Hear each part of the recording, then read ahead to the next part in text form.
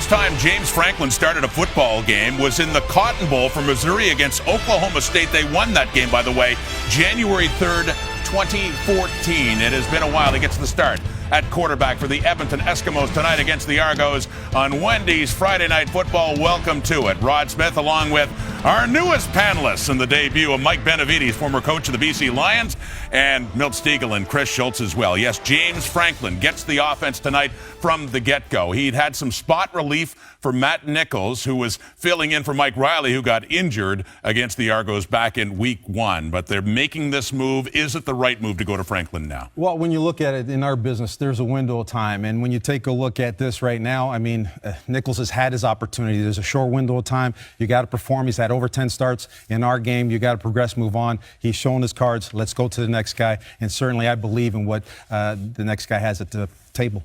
Yeah, well, I don't know if James Franklin is the answer, but he's definitely the right move because Matt Nichols wasn't getting it done. I mean, my mother could have been the backup, and she would have been the right move because she was the backup. Now he's getting this opportunity. Hopefully he can take advantage of it. So we just have to remain and say he was a backup. He came in as a backup, and now he's a starter. So let's see how he does. Guys, it's a consensus. This is the right move to start James Franklin, but I think the next question is, how do you get him into the flow of the game? If you're a football player, all football players will tell you this. They love that first hit, whether they're delivering it or they're accepting it, because something clicks inside of you after that first hit. It's the fight or the flight mechanism. Now, with a quarterback, obviously, you don't want him to get hit. You don't want him to give a hit or get a hit. So how do you get him?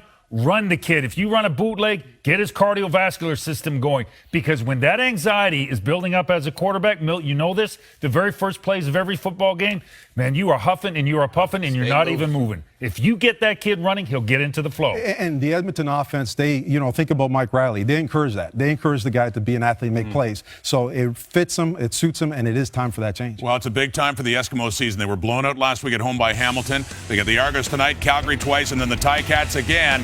Big one for James Franklin, 24 years of age, making his first CFL start. Wendy's Friday Night Football. The kickoff is coming up from Commonwealth. It is Military Appreciation Night at Commonwealth Stadium for the second meeting of the season between the 6-2 Argos and the 5-3 Eskimos on Wendy's Friday Night Football.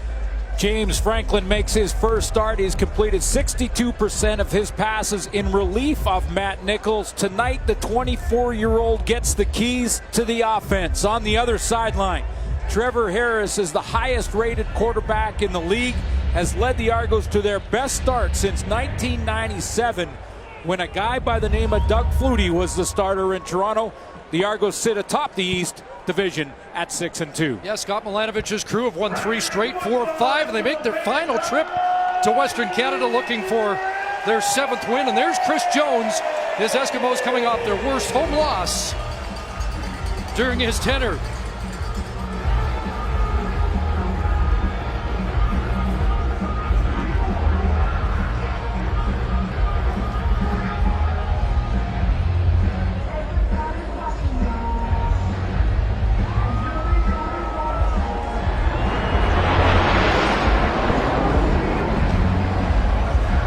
By from the F-18s. Colonel, give us a little more detail. Well, it has to be the 409 Tactical Fighter Squadron from Cold Lake, Fort Wayne. Just spent 2 days there and want to say a special shout out to my new teammates, the 417 Squadron. More on that as the game goes on. Great stuff. The fans here at Commonwealth already giving a standing ovation to many of the troops that were on the field for the pre-game festivities. Grant Shaw kicks it off, and we are underway with Henry Josie, a college teammate. Check that, not Josie. Coming out is Deontay Spencer with the return, and he gets stopped up just beyond the 25-yard line. So here comes Trevor Harris, 7-2 as a starter.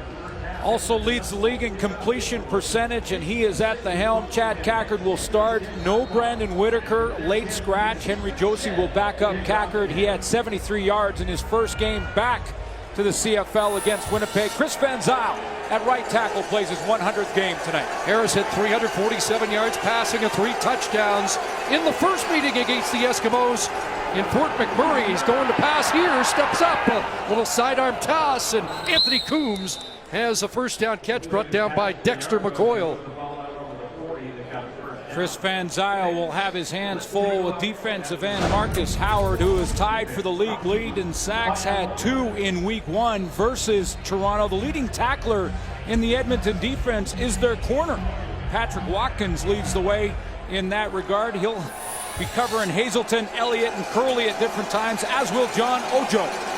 Ojo, a former college teammate of Kevin Elliott. That'll be an interesting matchup. Drop play, and Chad Cackert can't escape the grasp of McCoyle, who has a pair of tackles on the first 2 Argo plays from scrimmage. This, a 1-yard pickup. Now, great matchup, good offense, and a quarterback who's been on a roll against the defense who's got to be stinging a little bit from their last game. The Edmonton Eskimos got it handed to him a little bit against the Hamilton Tiger Cats. 49-20 the final. J.C. Sherritt, who you just saw, said it was uncomfortable watching the film of that game. 2nd and long, and the draw again to Cackert, who is stopped up short of the first down. As Odell Willis was in on the stop. He didn't have a tackle last week in the game against Hamilton. Well, Scott Milenovich was hoping that he'd have both tailbacks available, and Brandon Whitaker, who had the big game against Edmonton in week 1, over 100 yards rushing, but he fell ill the last couple of days and went with Chad Cackert. They're going to split time in that backfield. Kendall Lawrence awaits. Swayze Waters to boot. Last 3 kicks last week were 58 yards plus. This one not as deep. Lawrence from his 25, just a 37-yard punt. Lawrence going to bubble back a little bit. And flags fly as he's brought down, and the ball came loose. Looks like the Eskimos get back on it. But that was an adventure. Returners can usually make that first cut back, but if they go 2 or 3 times, now you're getting angles that are going to be a problem. Looks like that was the case here. Anthony Barrett saved the day. The ring to return. Illegal block. Edmonton number 25. 10-yard penalty. First down. Penalty against Mike Miller. James Franklin, first start in the CFL, completed, as I mentioned, 62% of his passes, but what's interesting, 5 touchdowns, 1 interception in relief of Nichols this year. Darrell Walker, amazing 2 games, over 300 yards for him, and the leader in combined yards in the CFL is Kendall Lawrence. After the penalty, Eskimos started at their 18-yard line, and nothing doing on the first carry of the game for Shakir Bell with flags flying. Greg Jones stepped up to stop that run from Bell. And Jones without a tackle last week in the win over Ottawa. Holding. Edmonton number 50. That penalty's declined. Second down. That's rookie left guard Danny Grew. Take a look at the starters to watch on defense for Toronto. Vincent Agnew replaces Brandon Isaac at the line in the linebacking core. Jermaine Gabriel back a week ago at the safety position should help to try and contain the deep ball. And Edmonton native Cleon Lang, who is notorious in these parts, on second down. A pass to Devin Bailey is complete for a first down. Tackled by Kwasi Owusu-Ansah on the corner, but it's a 15-yard pickup and an Eskimo first down. First start for a young quarterback. He wants to settle in, make that first completion, gets a penalty on first down, and gets himself out of it with his legs. And you're right about Cleon Lang.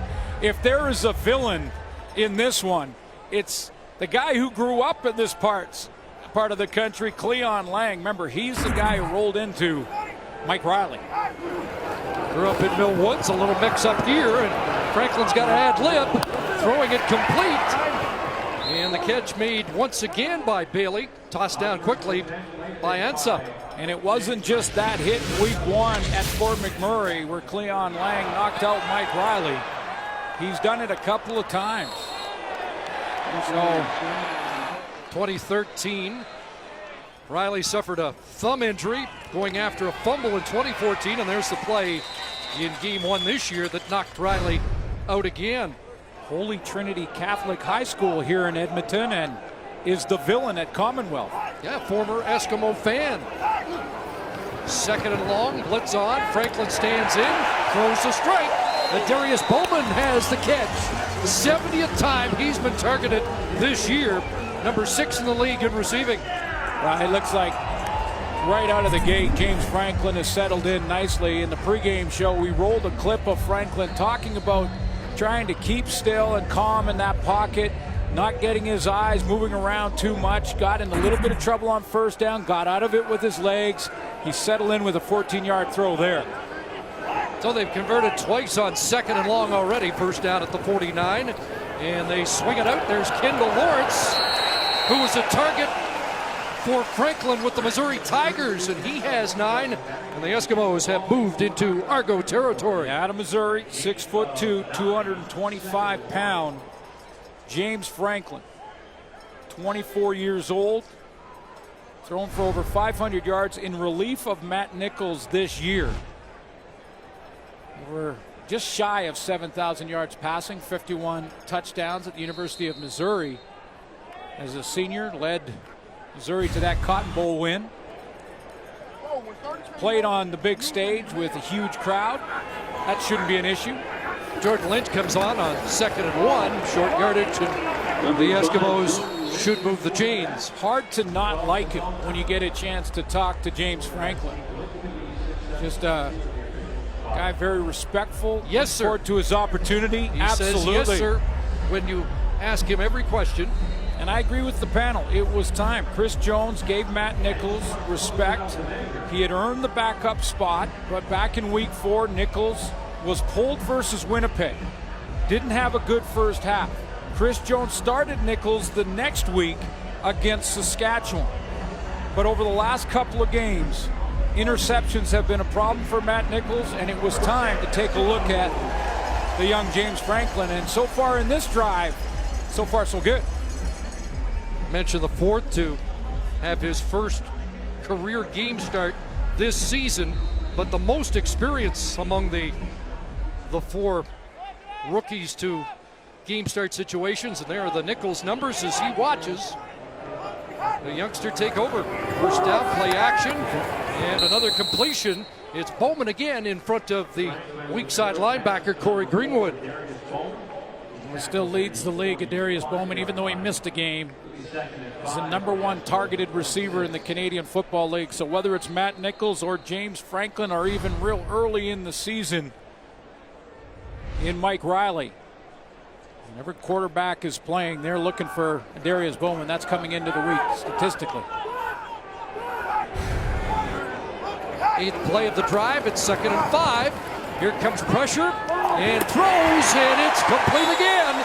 And there was the favorite target for the last 2 weeks. Yeah. Darrell Walker already with 25 catches in this, his 9th quarter of action. Yeah, boy, has he been outstanding the last couple of weeks. When you take a look at those 308 yards, he's the wide receiver out on the outside of that bunch formation. 308 yards, he's been targeted 33 times in 2 games. Keep in mind that James Franklin on the practice roster and as a 3rd-string quarterback would have worked a ton with Darrell Walker. How about this start? 6 for 6 out of the gate. And another Edmonton first down. Make it 7 for 7. Bowman's got it and gets away from Owusu Ansah before Greg Jones cleans up. Terrific first down production once again. Well, you can tell that James Franklin has settled the butterflies. You know he had to be nervous in his first start. It's different when you're starting a game, but he's settled in. He's not bouncing around. His feet are planted, and he's stepping into the throw. It looks calm and composed in the huddle. Just shy of the first down, so a free play here. Lynch back into the game. See if Chris Jones has more than just a sneak. No, they'll just plunge ahead and give Franklin another fresh set of downs. Argos have not surrendered an opening possession touchdown this season. Well, and this was another issue for the Edmonton Eskimos over the last couple of weeks when they got in the red zone just at 60%. So if we see if James Franklin starting this game at 7 for 7 can chalk up a major in his first drive as a starter.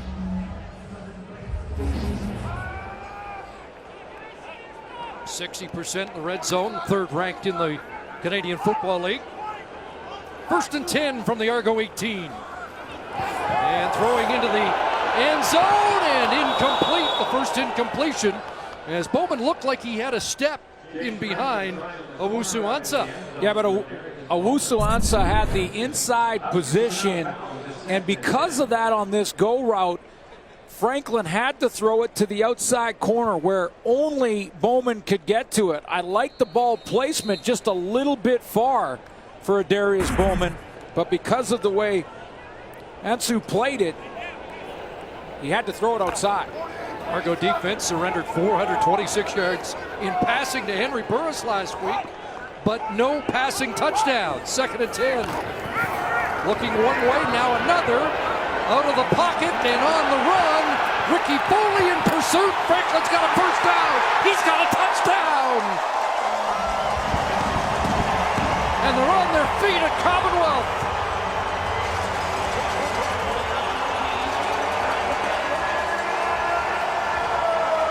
An 18-yard touchdown run. What a start.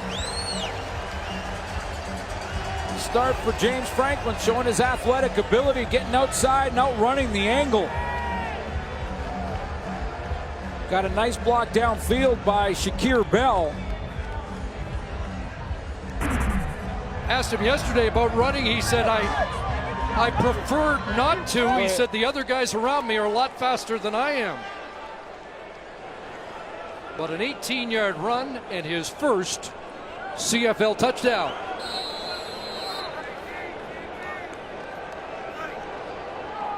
Grant Shaw attempting the extra point. Edmonton with a 7-0 lead. Just over 5.5 minutes left, first quarter. James Franklin engineers a 12-play, 92-yard touchdown drive. Wendy's spicy chicken sandwich. Wendy's. Now that's better.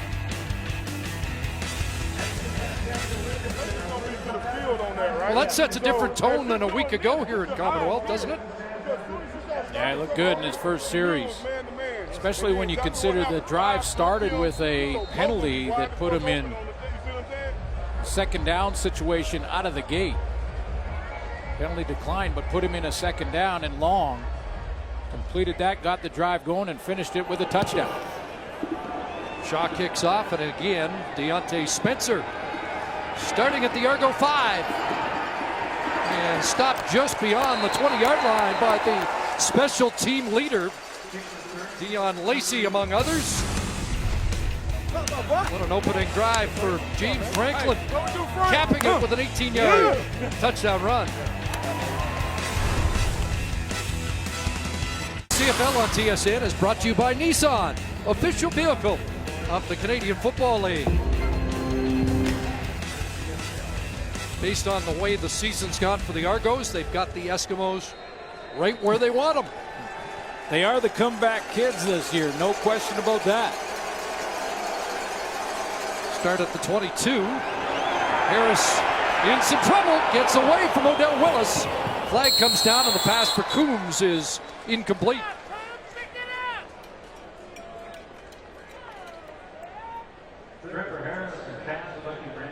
Argos were offside. Looks like that penalty will be declined. Offside. Toronto, number 81. That penalty is declined. Second down. Take another look at the James Franklin touchdown. When he gets outside here and gets outside of the contained by Ricky Foley, you're thinking first down when the quarterback scrambles. Now the reason this turns into a touchdown is because he gets two key blocks from receivers downfield. There's Kenny Stafford, there's Shakir Bell. They make those blocks, now it's a touchdown. Second and 10 after Edmonton declines the penalty. Harris in trouble, can't find anybody, and Odell Willis has his 5th sack of the year. Again, no stats last week. He's on the board early here tonight. 5th sack for Odell Willis, the guy who is in the middle of the huddle before every game, getting his teammates going. And the captain's on this team, just keeps working, and he'll give the assist there to the back end, the defensive secondary. No open target for Trevor Harris. So they need a better punt out of Swayze Waters, who had 4 over 50 yards in his return to the lineup. High boot, and that'll send Lawrence backpedaling to his 46. That was a 50-plus yard punt, 52, and good cover by the Argos, who bring down Kendall Lawrence to 50. Well, an early touchdown and an early somersault here at Commonwealth for the home side tonight.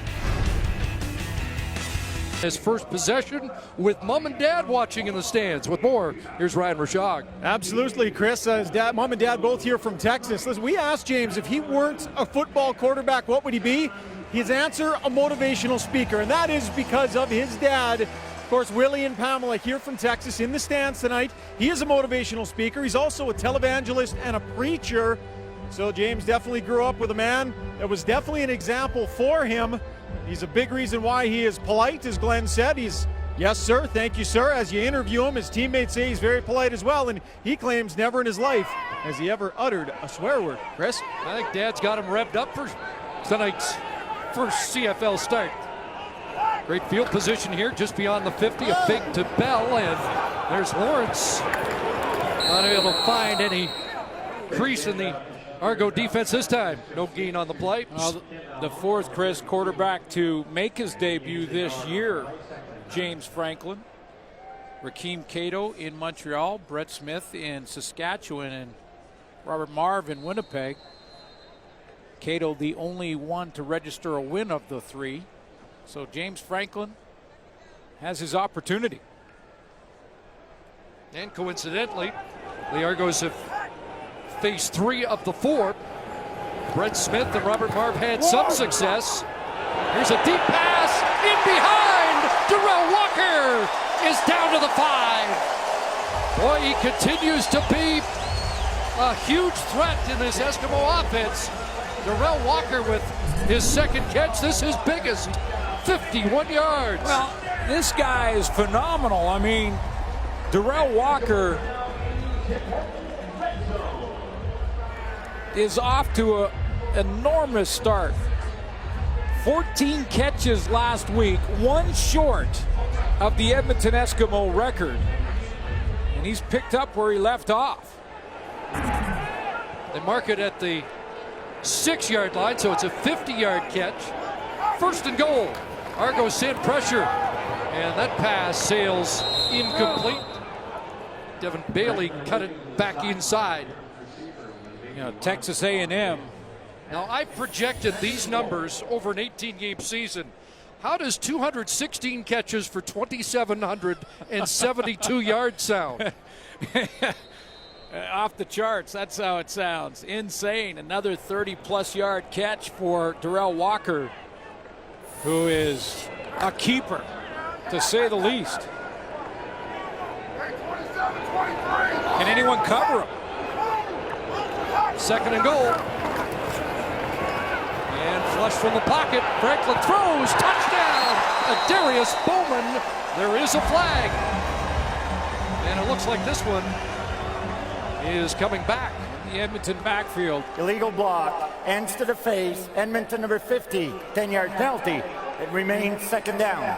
That is Grew, number 7 pick in the 2015 draft.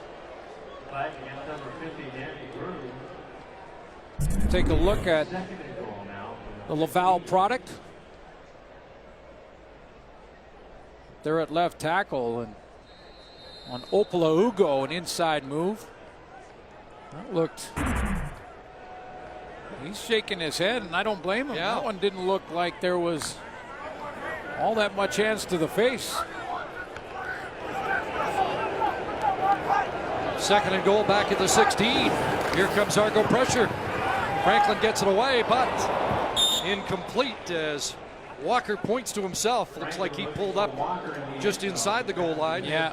The drive stalls. Yeah, sorry, Chris. Yeah, he expected the throw behind, and he thought that that's what Franklin was going to do, to run this and then just stop up here, get that throw behind. Franklin couldn't throw it on time, and then just decided the pocket was collapsing, and I think he just threw it away.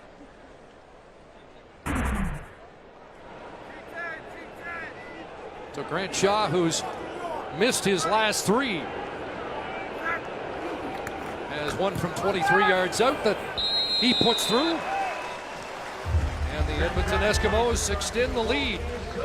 10-0 Edmonton on Military Appreciation Night here at Commonwealth.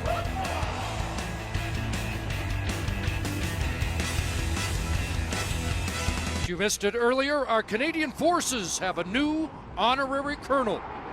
Colonel Glenn Suter, you had quite a week. Yeah, I want to say special hello to the 417 Squadron. The honorary colonel program is in place to try and bridge the gap between communities and the military. And the 417 Squadron's mantra, support liberty and justice that others may live. So I want to say a special hello to Pilot Vic Weston. Gave me a good tour of the base and was right beside me for the most part. The girl who gave me a ride, Captain Alexia Shore, coming back from Edmonton to Cold Lake. We were at night with night vision goggles on, which was very cool.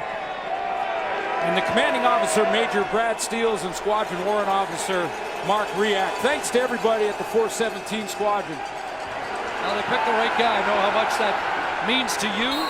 Trevor Harris stepping ahead, and Donald Oramacion with the tackle. And well, let's take a little more look at your week in Cold Lake. Yeah, one of the commanding officers is a big Rider fan, so he made that order to put the flag on the helicopter. But he's the boss. Yeah, and he is. But it was awesome. Commanding Officer Major Brad Steels allowed me to shadow him in the CH-146 Griffin helicopter. Got a chance to do that. Just amazing to see the young men and women of the armed forces, how dedicated they are to their jobs.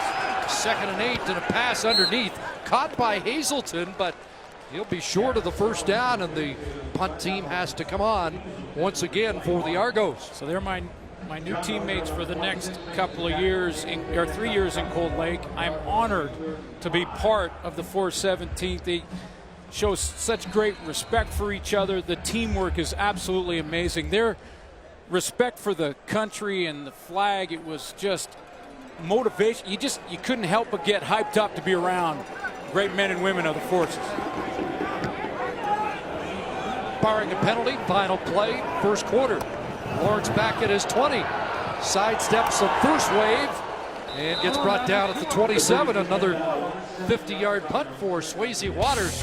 But a good opening 15 minutes for the home team, trying to punch back after that lopsided loss at home last week against the Ticats. Any debate about Chris Jones' decision to go with James Franklin at first quarter? Says, Coach, you made the right call. Absolutely. The 24-year-old James Franklin looked real good in that first quarter. It was about his production. Had one touchdown taken off the board on a marginal hands to the face call, but a great start for James Franklin. And I think the response we expected from Edmonton after last week's uncharacteristic performance. Especially here at Commonwealth Stadium. They do not want to be embarrassed in their home park. They have a tremendous home record.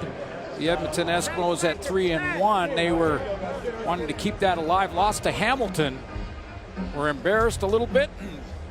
No surprise that they came out breathing fire here in the first quarter. Now, Chris Jones said we were not going to allow that loss to define us. And so far, so good. Franklin gets it quickly away to Bowman, who gets strung out there. Devin Smith out of Wisconsin with the tackle. We'd like to say hello to our viewers on ESPN2 tonight, who I'm sure are anxious to see how the former Missouri Tiger does at quarterback here.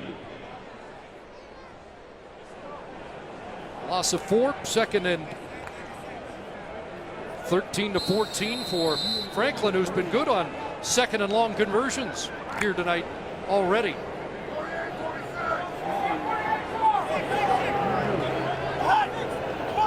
Converted 7 of 8 so far. Pressure on, they screen it off. Here's Kendall Lawrence up over the 30, and Lawrence up first down. So the 8th second down conversion, and Lawrence tells you he just moved the chains. It's a high percentage throw for James Franklin, but you have to be a bit of an actor when you're throwing the screen pass, and this is something that you see from veteran quarterbacks. But watch Franklin just buy an extra couple of seconds, slide back a couple more steps, and now he's got his block set up. And Kendall Lawrence can do the rest from there.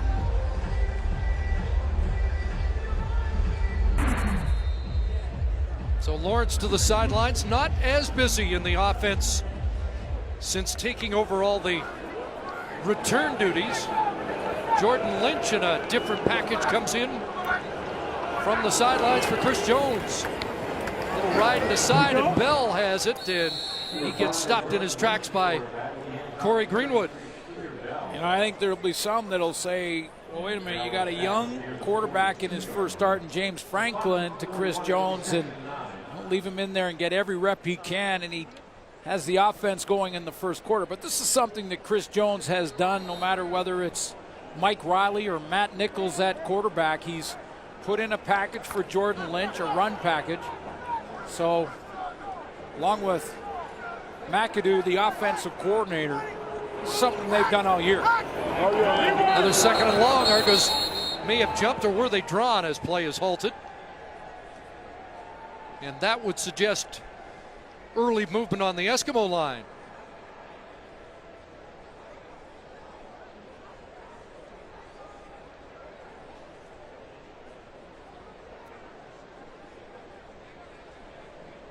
Chris Jones has a referee call penalties. Offside. Toronto, number 91. 5-yard penalty. Still second down. Well, they do call it offside against the Argos. Has a referee in practice each day monitoring infractions. They went from 22 to 17 to 7 this week, so yeah, it wasn't very good early, but it got better. Well, I think most teams, the penalties are starting to drop as we approach the Labor Day weekend and the second half of the season. It's become that much more important. So 2nd and 4. Franklin dumps it off, and away goes Bell. A big contact there, but he helicopters across the 50 for a first down. And a couple of Argos slow to get up. And Agnew, Vincent Agnew, who replaces the injured Brandon Isaac at the strong side linebacker spot, has been shaken up. Well, Vincent Agnew was looking forward to this opportunity to get closer to the line of scrimmage. He believed he had the physical presence to play linebacker, steps up and makes a nice hit there.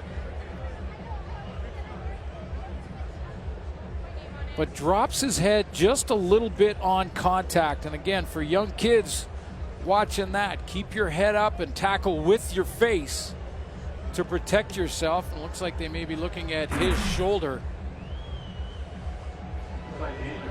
So while Agnew gets attention, we'll step out. 10-0 Eskimos. Coming off a career best rushing game against the Blue Bombers. Kickoff 6 Eastern, 3 Pacific on TSN. Looks like Matt Black will come in and play linebacker for Vincent Agnew as they take a look at him on the sideline.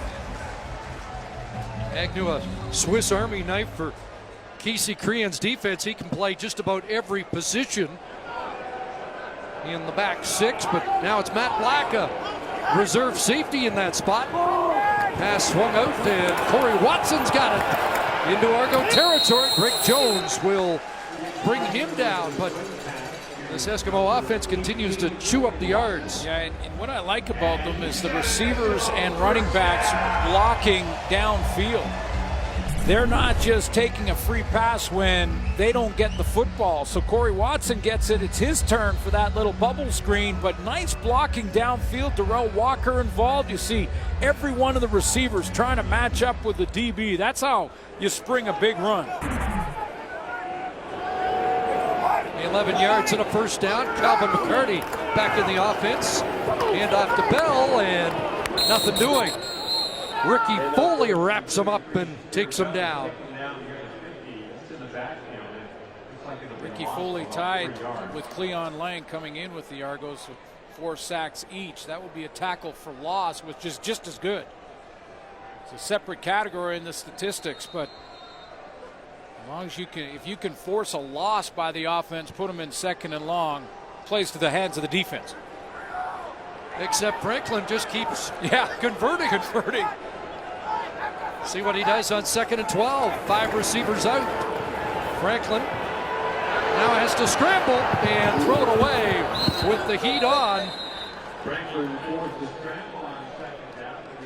And Franklin wisely doesn't make a mistake. Yeah, I think the Toronto Argonauts are going to go with 4-man pressure, maybe even 3 as we see this game continue, and make James Franklin be patient in the pocket. Make him look for those receivers with lots of DBs and linebackers in coverage. That time he couldn't find one and had to throw it away. And Ricky Foley with the pressure. Good series for him. And Shaw on to punt.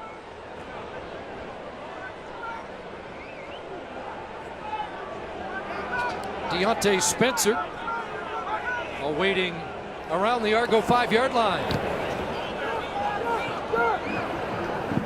Short punt, and it bounces out around the 24-yard line, 23 to be exact. See if the Argos offense can get on track. It has been explosive this year thanks to the big 3, including Fidel Hazelton.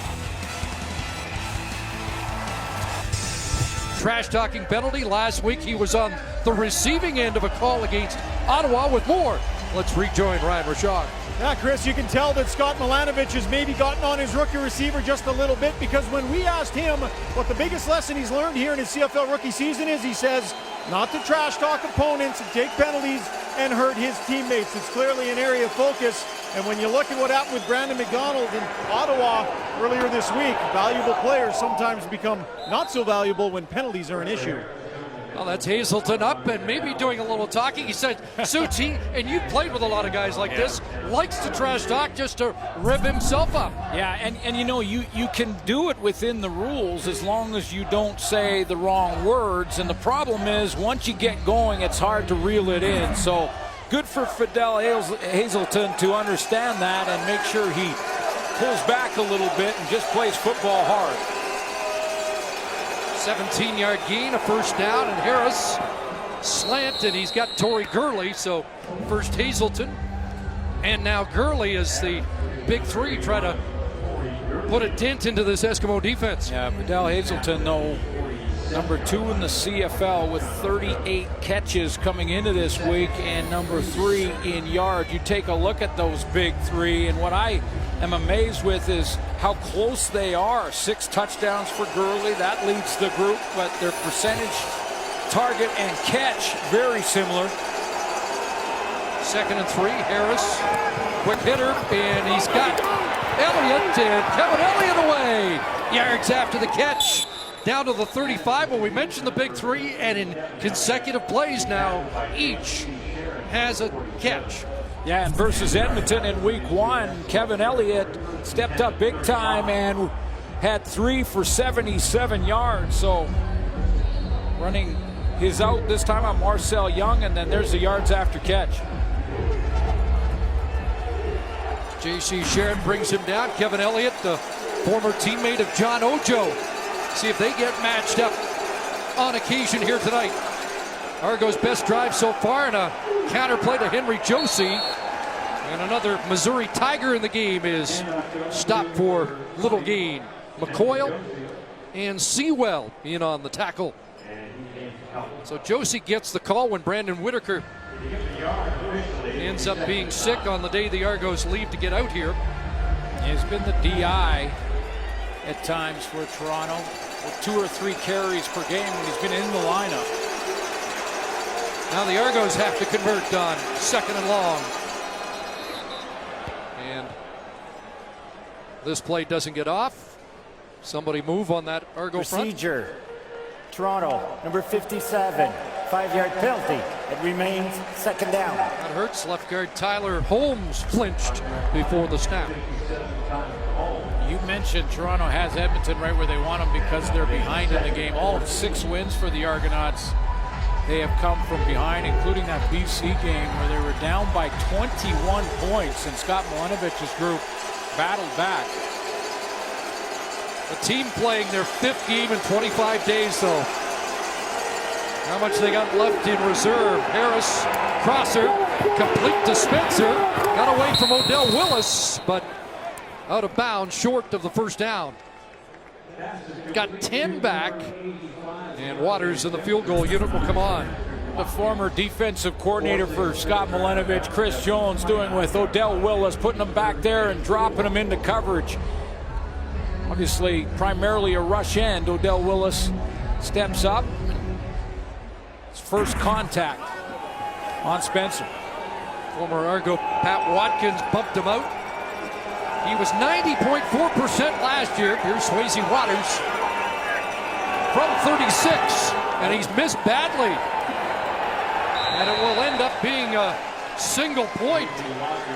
Very uncharacteristic.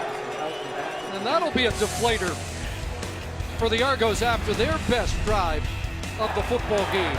10-1 for James Franklin and the Eskimos here in the second quarter.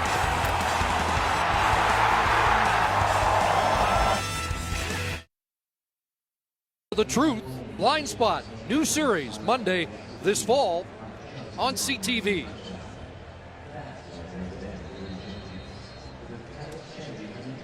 View from the high-level bridge, and now back at Commonwealth, where James Franklin's had an impressive CFL starting debut. 14 completion in 18 attempts as Kenny Stafford brings it down.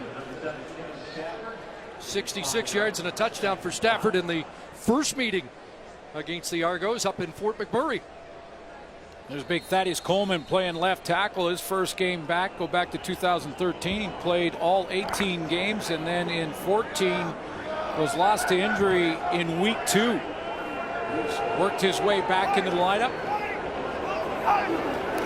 2nd and 5. Here comes the heat. Gets it away quickly, and again into the arms of Bowman with the catch. Brought down by Travis Hawkins, but it's another Edmonton first down. And Darius Bowman recognized, you see his eyes into the middle. He recognized the blitz coming from Jermaine Gabriel, the safety. So he had to get to that outcut quickly, present a target, does that, and moves the chains. 5th catch for Bowman, closing in on 6,000 career yards, up to 59-43.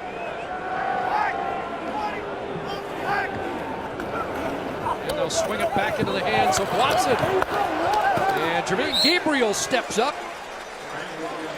along with E.J. Jefferson, the corner, to bring Watson down.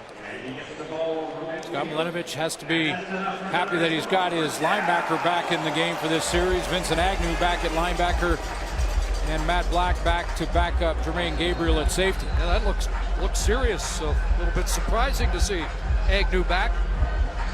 Linebacker tough.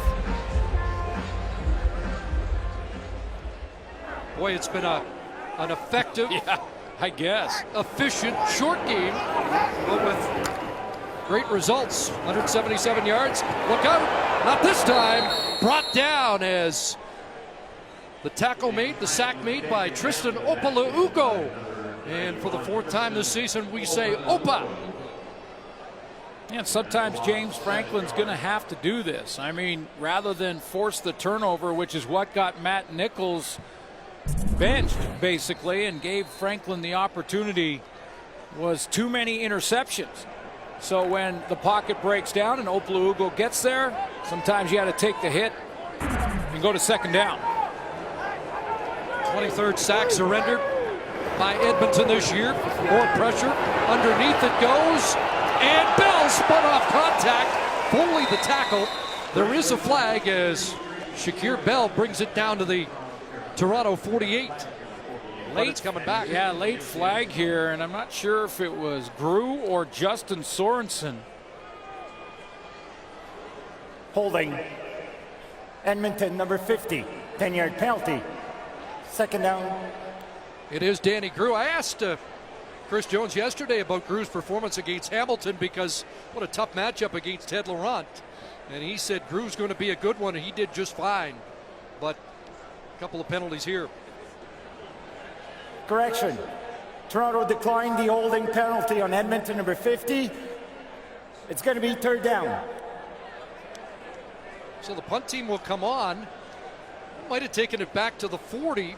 It would have set up second and almost 30 yards. I'm a little surprised Scott Milanovic isn't playing the field position game. I like this decision. Yeah, okay. absolutely. You get him in third down. They got to kick the football. As long as you get the football back, you'll give up a little bit of yardage. But my defense can stop second and 27. But I hear you.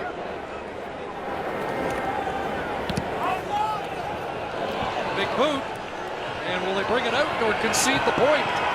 Spencer in the end zone wisely puts the knee down, and it's a 53-yard rouge for Grant Shaw.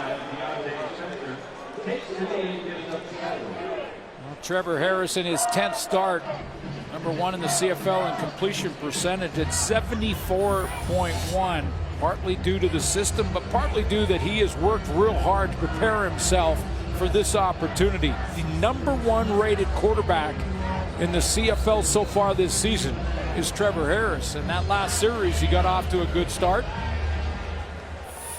6 for 7 coming off his best drive of the night that ended with a badly missed Waters field goal. But the Argos have a chance to salvage the first half here as they start at the 35. Harris in trouble and dropped by Odell Willis, who gets home and somersaults for the second time tonight. Yeah, this was just a straight case that Odell Willis beat his man, Jarrell King, off the edge.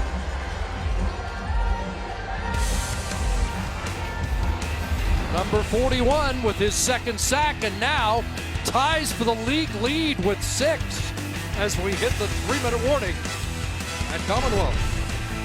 Talk about James Franklin's impressive first CFL start. And we got a couple of coaches here, and they're both going to talk about defense. It's a few minutes away as we send you back to Commonwealth, to Chris and Glenn, guys. Good to have Mike Benavides on our panel tonight. 2nd and 15 after that Willis sack. It's Henry Josie underneath, and he'll get stopped short of the first down as Dexter McCoyle unloads. Show you the one-on-one on Odell Willis and Jarrell King off the edge, and the patented spin move from number 41. And watch the mistake that King makes. And Chris Schultz will tell you, if you drop your head like that, you're in big trouble. And when he looked up, Odell Willis was gone. Trevor Harris was down. Watch a close-up view of it. This is vintage Odell Willis on the spin move. And when you don't keep your eyes up, no matter what your position, kids, you're in trouble. Had a 3-sack game against Montreal earlier. A couple in this first half tonight. Under 2.5 minutes left as Waters kicks it away. And Lawrence back inside his 15. And he's not going anywhere. Flag comes down. Greg Jones, the middle linebacker, led the cover team downfield along with Brendan Smith.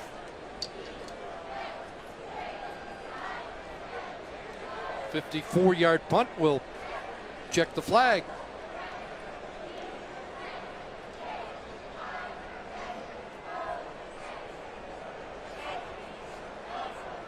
And looks like going against the green and goal. During the return, illegal block.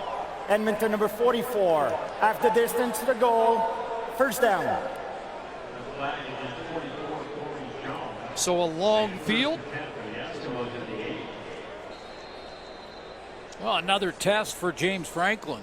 Now he's the shadow of his goalpost, and to be smart with the football. You certainly don't want to turn it over down there. Penalty on Corey Jones, so Argos looking for a quick 2-and-out for field position purposes. And the pass complete up at the 15-yard line. There's 7 on first down. Yeah, they're just going to have Kendall Lawrence come out of the backfield here, but I like how they tackle Corey Greenwood and Greg Jones. One outside in, the other inside out. Did pick up 7, that's good production, but that's how you want a gang tackle. 4th catch for Kendall Lawrence. James Franklin closing in on 200 yards passing here in the first half, 2nd and 3. A pump. Now he's got to scramble. He's not going to get the first down. He didn't get the go. He looked like he was going for the pump and go. He got the pump, but he didn't get the go. Then he had to go. He had to go. Darrell Walker was the receiver, and I think that's why Chris Jones is smiling, because clearly this looked like it was a double move to Walker. Franklin was trying to pump fake it to pull the secondary up. That was a deliberate pump fake to get the double move going, and Darrell Walker didn't react until way too late. Greenwood helps escort Franklin to the sidelines, and now from just inside the Eskimo goal line, Grant Shaw. Good boot. A.J. Jefferson, after a 51-yard punt, he gets swarmed, and again McCoyle is in the middle of it. Dexter McCoyle's had a busy first half for Edmonton. Yeah, McCoyle and Dion Lacey, who came in tied first in the CFL in special teams tackles. They have good cover teams, and Dexter McCoyle starting to make those plays on defense in the last 3-4 games like we saw last year. But here are the Argos, who only once had a first half lead this year. That was last week against Ottawa, and not likely to do so here, but a chance to close the gap before the end of the first half. They'll hitch it to the speedster. Deontay Spencer can't get away, as Marcel Young was holding on. Late flag after the fact. Spencer got across midfield. Eric Grimes talking to the official. Let's see what the call is. Deontay Spencer was on the ground. Objectionable conduct. Edmonton number 36. 10-yard penalty enforced from the end of the play. First down. And it is Grimes. He was the guilty party, as you mentioned, Chris, talking to the official as to what he did. Now he makes a good tackle, nothing wrong there, clean, but he got up. Looked like he was doing a little trash talking. Brandon McDonald got a call last week and cost him his job. Extended an Argo drive for a touchdown. Here's Coons underneath. Willie Jefferson upends him. We talked to the coaches about that call, because a lot of people feel, you know, you can't muzzle players, but there are certain words not allowed as well. Absolutely. You want to clean up the game and make sure that not offending anyone. I mean, when you're at the stadium, a lot of the fans can hear the players on the field and what they're saying. So you can trash talk. Just be careful with what you say. 2nd and 3. Harris throws complete. And the Argos have a fresh set of downs provided by Torrey Gurley. Just over a minute to go. And Toronto's moved back into at least field goal range, but thinking about more. Well, Gurley leads the big three in the touchdown category. He's got 6 on the season. Nice hard-nosed catch on the slant. Taking a couple of hits on that one. Touchdowns in the last 2, 3 of the last 4 games. Gurley also a touchdown in week 1 against Edmonton. 1st and 10. And Harris, open man! And knocked out at the goal line. They're going to rule him just short. Deontay Spencer saying he thought he was in at the cone. They're discussing it. Conferring. The field judge looks like 1st and goal from the 1. Well, they're discussing it. Let's see if he crossed the plane. He takes a big hit here from Patrick Watkins. Does the football cross the plane before his elbow touches? No. That's a good call. Good call. Helmet broke the plane, but not the football. Double move. And he knew he was going to take that hit from the high player and Patrick Watkins, and hung on. What a catch by Deontay Spencer. If he wasn't 5'8", we'd call him the Big 4. With Spencer in the Big 3. Adrian McPherson is in. But is he in the end zone? Yes, touchdown. We do have a flag. Quarterback keeper for Adrian McPherson. And the Argos have a touchdown. Offside. Yep. The defense line. Penalties decline. Result of the play is a touchdown. Entire line lined up offside. So the touchdown will stand. So the 29-yard play by Spencer sets up this. And Adrian McPherson, despite the lineup offside, Hard to see there, and the play has to be confirmed by the command center as a touchdown. Looks like a decent surge in behind Greg Van Roten, the right guard. This may be the best angle to take one more look at it. Oh, yeah. You can see the football has crossed the plane. Waters puts this through, and it's a 3-point game despite a huge territorial advantage for the Eskimos in the first half.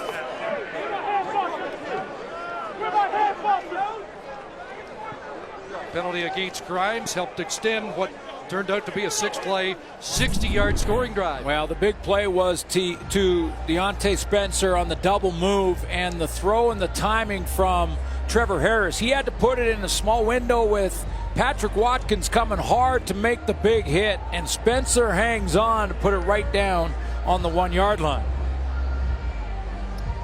And although Franklin's got most of the attention in the first half, the most efficient passer in the league so far this year is 11 of 12 for 138. Well, it was James Franklin's first quarter. It's been Trevor Harris's second quarter. And the score reflects that. And I'm sure there's another $2 beer drunk at the Edinburgh Hotel and Bar. Edinburgh, PA. Wonder if they got the poutine going again tonight.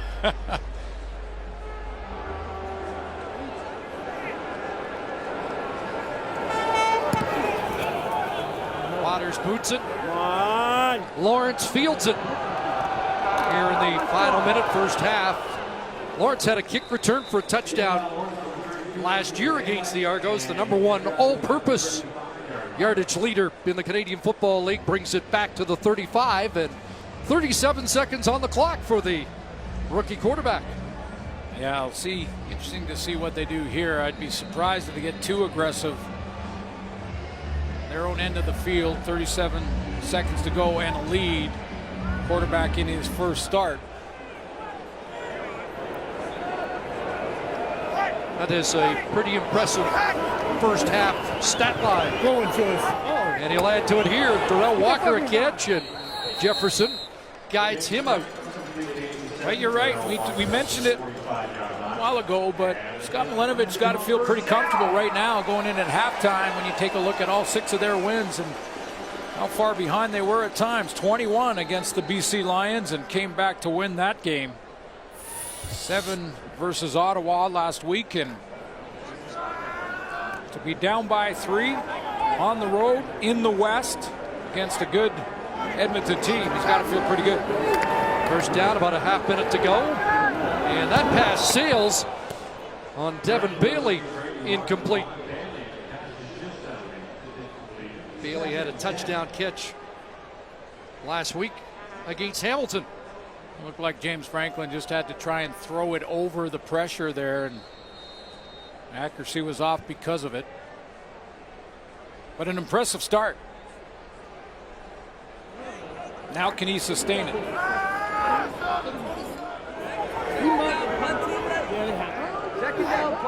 Second and 10.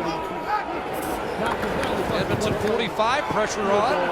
Franklin's going to take off with it, and he'll be stopped short on the sidelines. Greenwood wrestles him down. He gets a reaction from the fans. And Justin Sorensen makes a trip into the Argo bench. Well, let's take a look, and Sorensen, not like the fact that Greenwood carried through. Now, it's like his feet were in bounds when he took him to the ground. I don't think that's a real issue.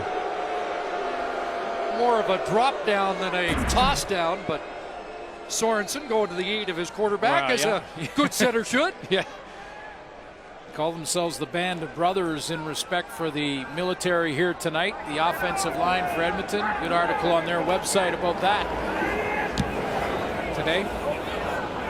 Shaw lets it fly. Spencer from inside his 10. Check that, A.J. Jefferson on the return. Skips out after a 51-yard punt. 10 seconds left, and likely Trevor Harris out to just take that time off the clock. Yeah, run it down. Going down by 3, as mentioned, if you're on the road, that's a good position to be in. Unless you want to throw a Hail Mary, because that can work at times. Maybe not from this part of the field. I was wondering if you're going to bring up the Calgary-Saskatchewan matchup in the last 30 seconds of the first half. Well, they'll run it out here. One more play. First down, Argonauts take the lead.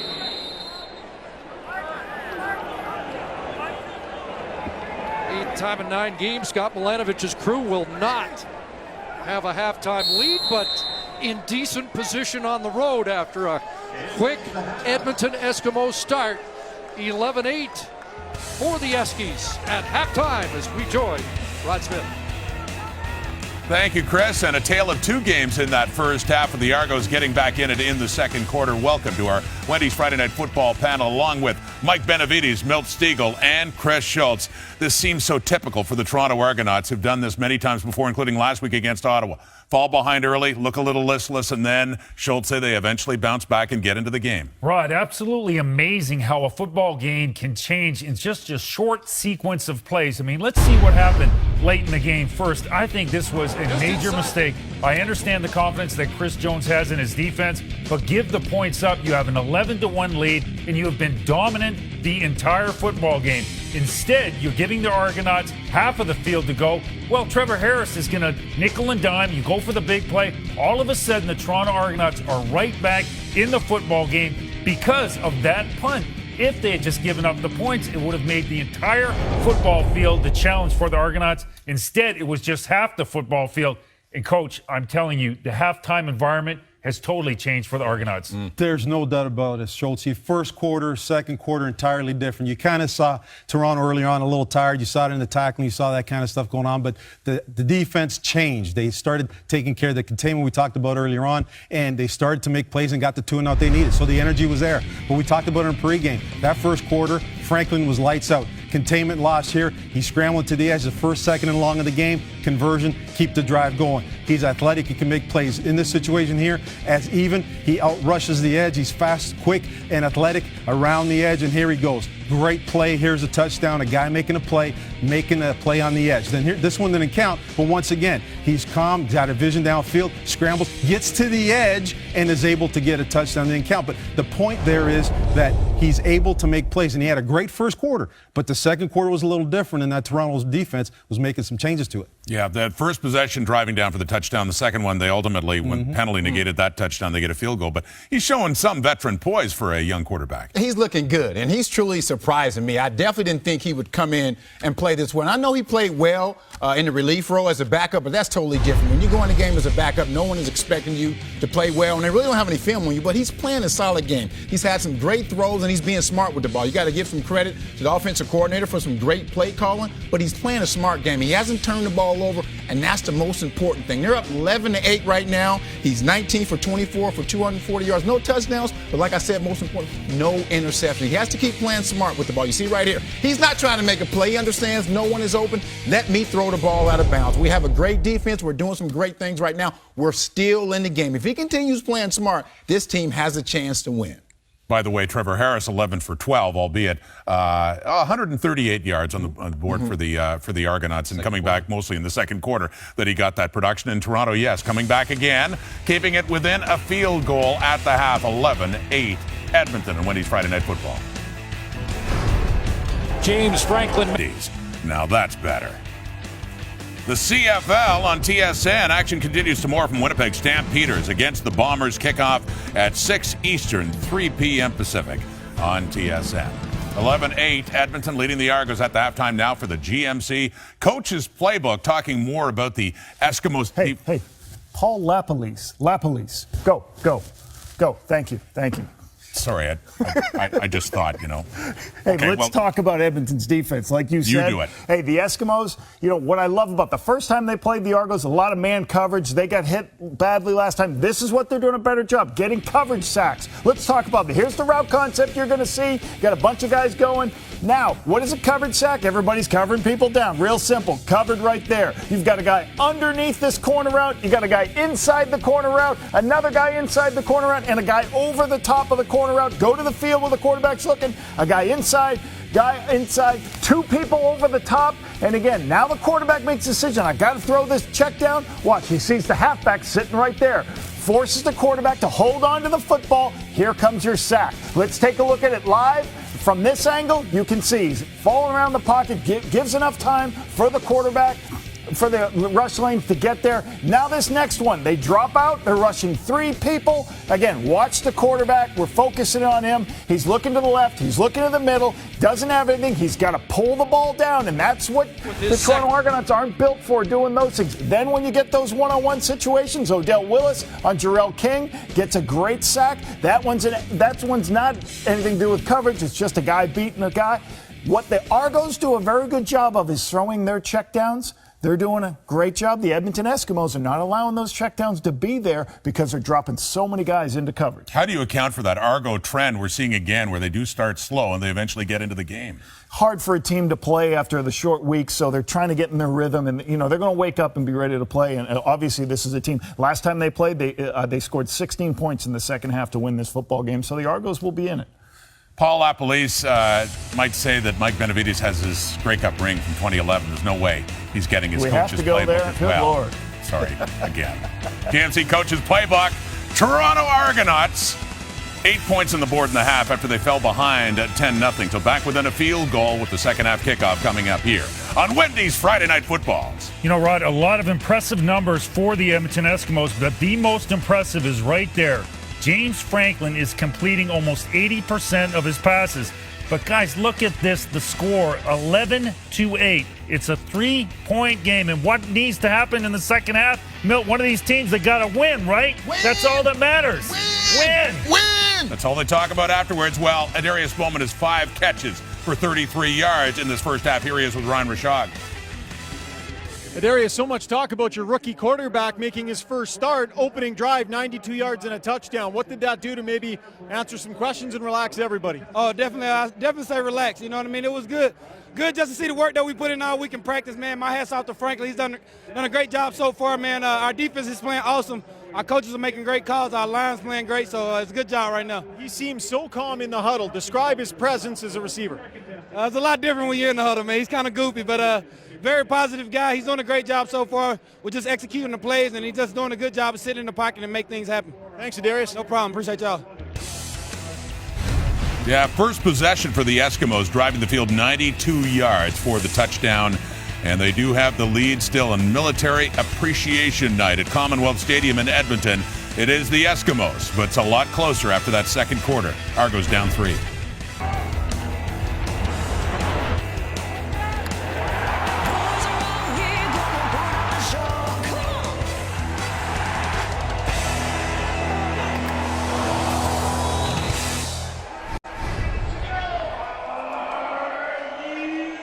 $11-8 for the home side at the half, 1 half away from the midway point in the regular season for the Argos and Eskimos. Before the second half, let's join Ryan Rashog and Scott Milanovich. Another short turnaround for your team, Coach. Did you notice any fatigue at all creeping in early in this game?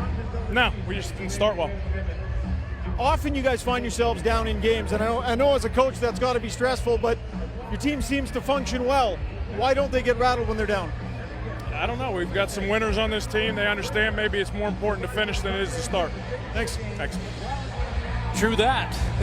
Coach is not going to use that short week, 18-play practice this week as any excuse. No, and it is obviously more important to finish strong, and the fourth quarter has been the most impressive quarter for Trevor Harris and this Toronto Argonaut team. Highest scoring team in the second half in the CFL so far this season. Eskimos will get their hands on the football first here in the third quarter. And it is Lawrence up around the 25-yard line. Brought down by Brendan Smith. Well, it was a slow start, as Scott Milanovich mentioned, for the Toronto Argonauts and for Trevor Harris, but he really picked up his game in the second quarter. It was James Franklin that was the story in the first quarter. Numbers after the first half, 19 of 24, on pace for a 400-yard passing game. And I agree with Milt Stiegel, what he said at halftime, that he avoided the interception. That's been the problem of late for Edmonton. Eskimos -9 in the last 2 games in the giveaway takeaway category. Franklin goes to work, back to the air, back to Kenny Stafford, who breaks a tackle and gets close to a first down. Good second effort there from Kenny Stafford. He's got to feel a little pressure right now with the play of Darrell Walker on the outside. And how impressive he's been over 2.5 games. Kenny Stafford wants to stay in. I think Franklin mentioned yesterday was knowing where the ball is going immediately, and we've seen that here. He has been quick on the release so far tonight. Stafford's catch sets up 2nd and 1, and Franklin stays in, hands it off, and Shakir Bell, not much there. Cleon Lang the tackle, Ricky Foley in on the stop, and looks like it's going to be 3rd down. Franklin's going to have to keep it on that play a couple of times, or at least once early on, so that the Argo defensive line will respect it. Well, 3rd and 1 has been an adventure for all teams in the league this year. Just 65%, which is an unheard of number. See if Casey Crean's defense has another stop here on 3rd and less than a yard. Jordan Lynch in as the big boys hunker down, and Lynch didn't get much extra, but should move the chains. And you know what could make the difference and increase the percentage of success for offenses is for the first team to fake it on a 3rd and inches or a 3rd and 1 and go deep with it and loosen up the rest of the defenses in the league on those short yardage plays, because right now they're just submarining the quarterback. And Jordan Lynch stays in the game. Gets a series. Heisman Trophy candidate out of Northern Illinois. Hands it off on the sweep. It's Kendall Lawrence breaking a tackle and turning it upfield. Steps out across midfield, and a late hit at the Eskimo bench is going to draw a flag. Stepped out at the Argo 54. 19-yard run for Lawrence. Good block right at the point of attack from the receivers again, and Darius Bowman this time to spring Kendall Lawrence and get him the edge. After the play was over, major foul, unnecessary roughness, Toronto number 27, 15-yard penalty enforced from the end of the play, first down. So Corey Greenwood didn't get called late in the first half. He draws a flag here for a similar play. Darius Bowman is the key to success on this play early on. He stops the penetration and the contain man right there, and that gets Kendall Lawrence outside. Now he's got some space. Put him in space, he's dangerous. And so it's a net gain of 34. Lynch stays in on the zone read, holds on to the ball, and Agnew the tackle after a short gain. Yeah, let's take a look at Corey Greenwood's penalty. You mentioned that hit that was close on the sideline on James Franklin at the end of the first half. Pushed there, well out of bounds, and Greenwood then keeps with it.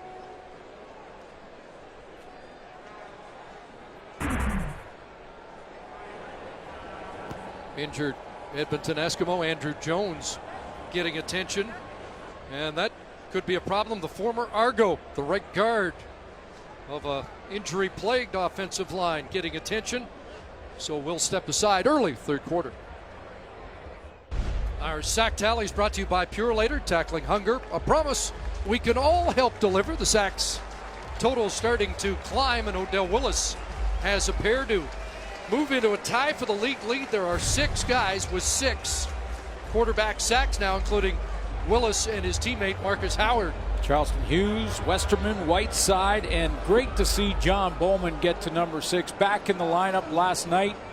Made the big play on first down to put Zach Caleros in a 2nd and long, and he intercepted by Kyrus Hebert. That was the end of that game, and John Bowman still has some game left, so good to see the veteran play as well as he did last night. Boy, that was compelling stuff from Bowman. The emotion at the start of the game, a really revealing interview post-game. One of the stalwarts in this league, second and long. Franklin on a roll, and he'll take off and run for another first down. Opalaugo upends him, but not before Franklin moves the sticks and has 14. You know, I like what James Franklin, when he gets outside the pocket, he's still got his eyes downfield. Young quarterbacks, once they break outside here and get contained, usually put the ball under their arm immediately and take off and run. He waited for about 4 or 5 strides to see if a receiver would open up, and then once he got to that point of no return, then he tucked it and got the first down. 4 carries, 61 yards last week against Hamilton. 18-yard touchdown run here, and a pass into the back of the end zone that was nearly intercepted by Jermaine Gabriel, closest man to the football. Looked like Darius Bowman kind of took his seam and bent it across the front of the goalpost, and he's pointing to himself that he didn't go to the spot where he was supposed to. James Franklin was looking for a straight seam route here, and at the end of this, there was a little bend from Darius Bowman. Starts to sort of bend into the middle, and that ball went straight down the seam. Now 2nd and 10. Franklin got Walker, and Darrell Walker trying to stretch out for the first down. They're going to mark him out at the 14. That's going to be a couple of yards short. And Grant Shaw in the field goal unit comes on. But Chris Jones is not against a gadget play in these situations, certainly from this point in the field, but it is 3rd and 2. Shaw putting the tee down at the 21. Matt Nichols, remember, is the holder.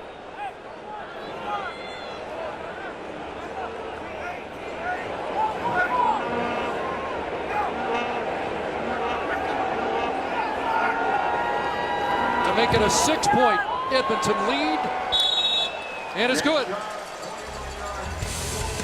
4.5 minutes into the 3rd quarter, 14-8, Edmonton on top.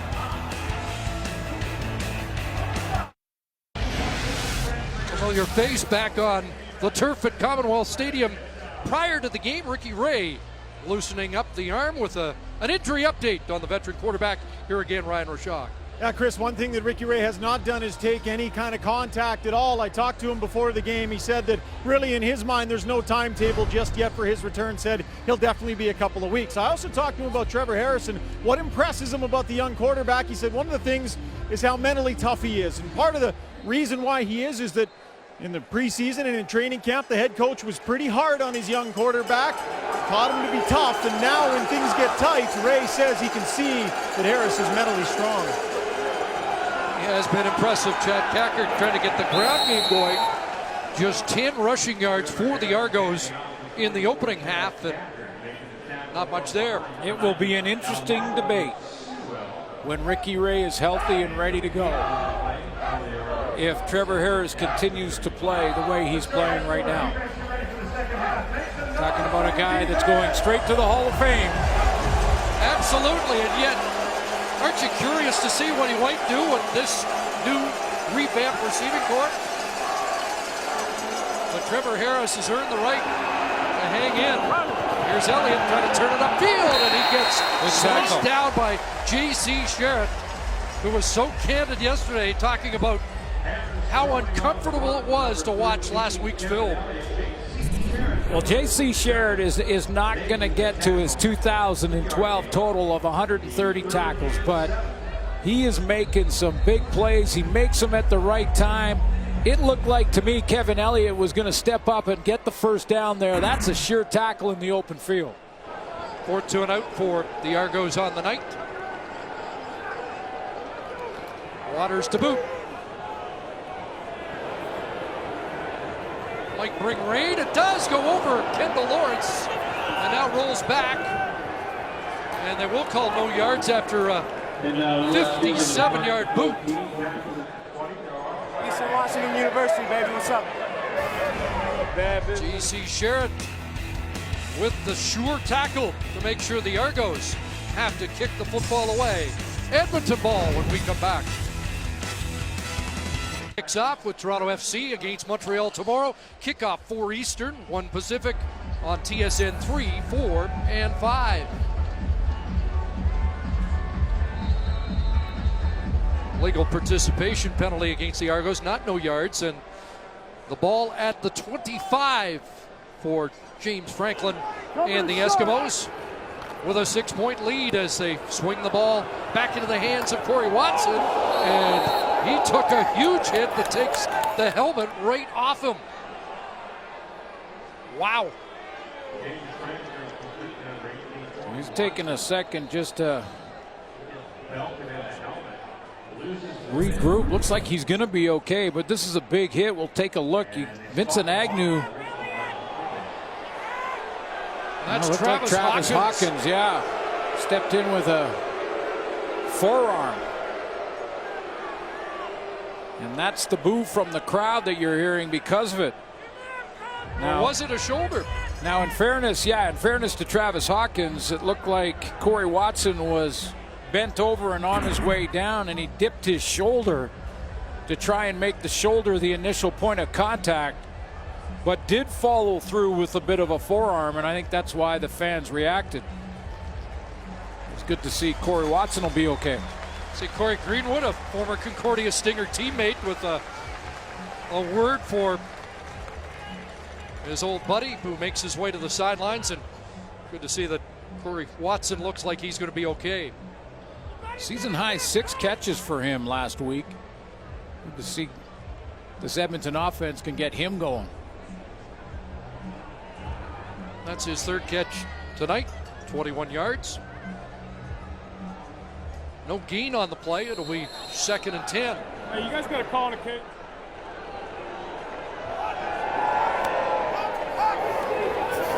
Three-man rush for the Argos.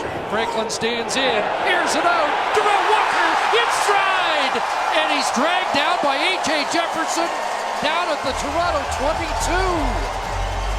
Boy, Darrell Walker could pick him up and put him down. I mean, this guy tracked this football down. It looked like to me it was overthrown by about 5 to 10 yards.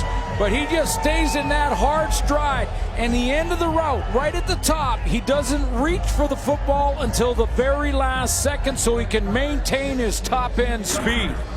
67-yarder for Darrell Walker. And over 100 yards receiving for the 3rd consecutive game since getting into the Eskimo lineup. He might still be on pace for 2,700 yards. Lawrence inside, or Shakir Bell bouncing around, but nothing doing here, and he'll lose yards back at the 25. Those numbers are unbelievable for Walker. He's up at 462 yards and now has played in 11 quarters. Not even 11 quarters. Yeah, after this one, it's going to be time to call head statistician in the CFL, Steve Daniel, one more time to talk about debuts for receivers. Has there ever been a receiver with a hotter 3-game start than this?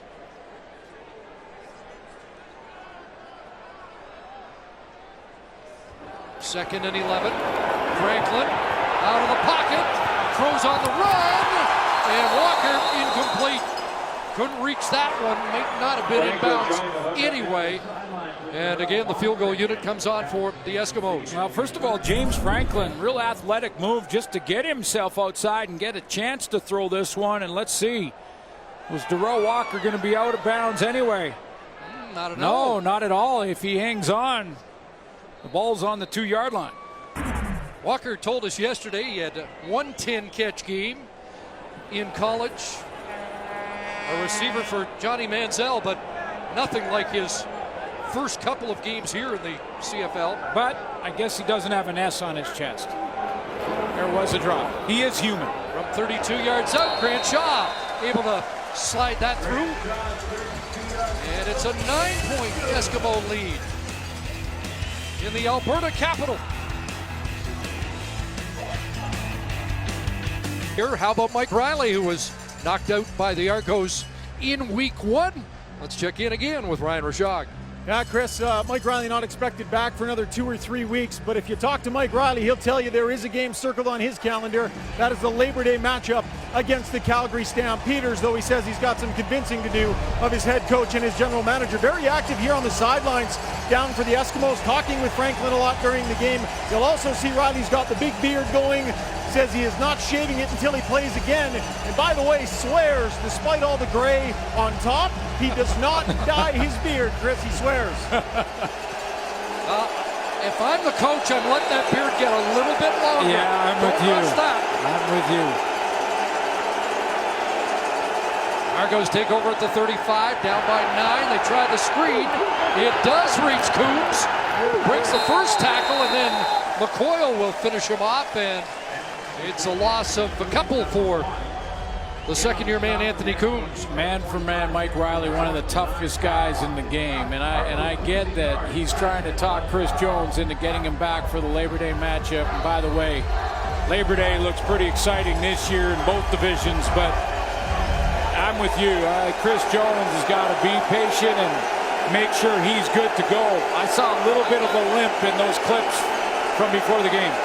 2nd and 12, and a quick jump by Willie Jefferson, working against Chris Van Zyl, who's making the offside call. Offside. Edmonton, number 99. 5-yard penalty. Still second down. Last year, Mike Riley played a couple playoff games on one leg. So you know how tough he is, and you know he's in Chris Jones' office probably every day saying, Coach, feels really good. I saw a little bit of a limp. Looks like it's getting there, but I'm sure Chris Jones will protect the player first. Be patient with it. This game whetting our appetite for Edmonton, Calgary, Toronto, Hamilton upcoming. Hazelton with a spin to get a first down up at the 45-yard line as they convert. Take a look at Chris Jones and his defensive scheme. Showed you Odell Willis with a couple of sacks so far tonight. That time again he dropped out of there, but it was from disguise position. He's up in the line of scrimmage and he's going to end up coming right out of there and drop. He goes and makes the tackle. So the offensive line for the Argos got to count their man or take a look at who they're going to block, and then that changes immediately at the snap of the ball. Very unpredictable, and that's why Chris Jones' design defenses are so tough to play against. But you have to have the athlete to get it done, and Odell Willis is that type of athlete. Guy who provides so much energy to that Edmonton defense that just didn't have it last week, and it's as energetic a group as there is in the CFL most weeks.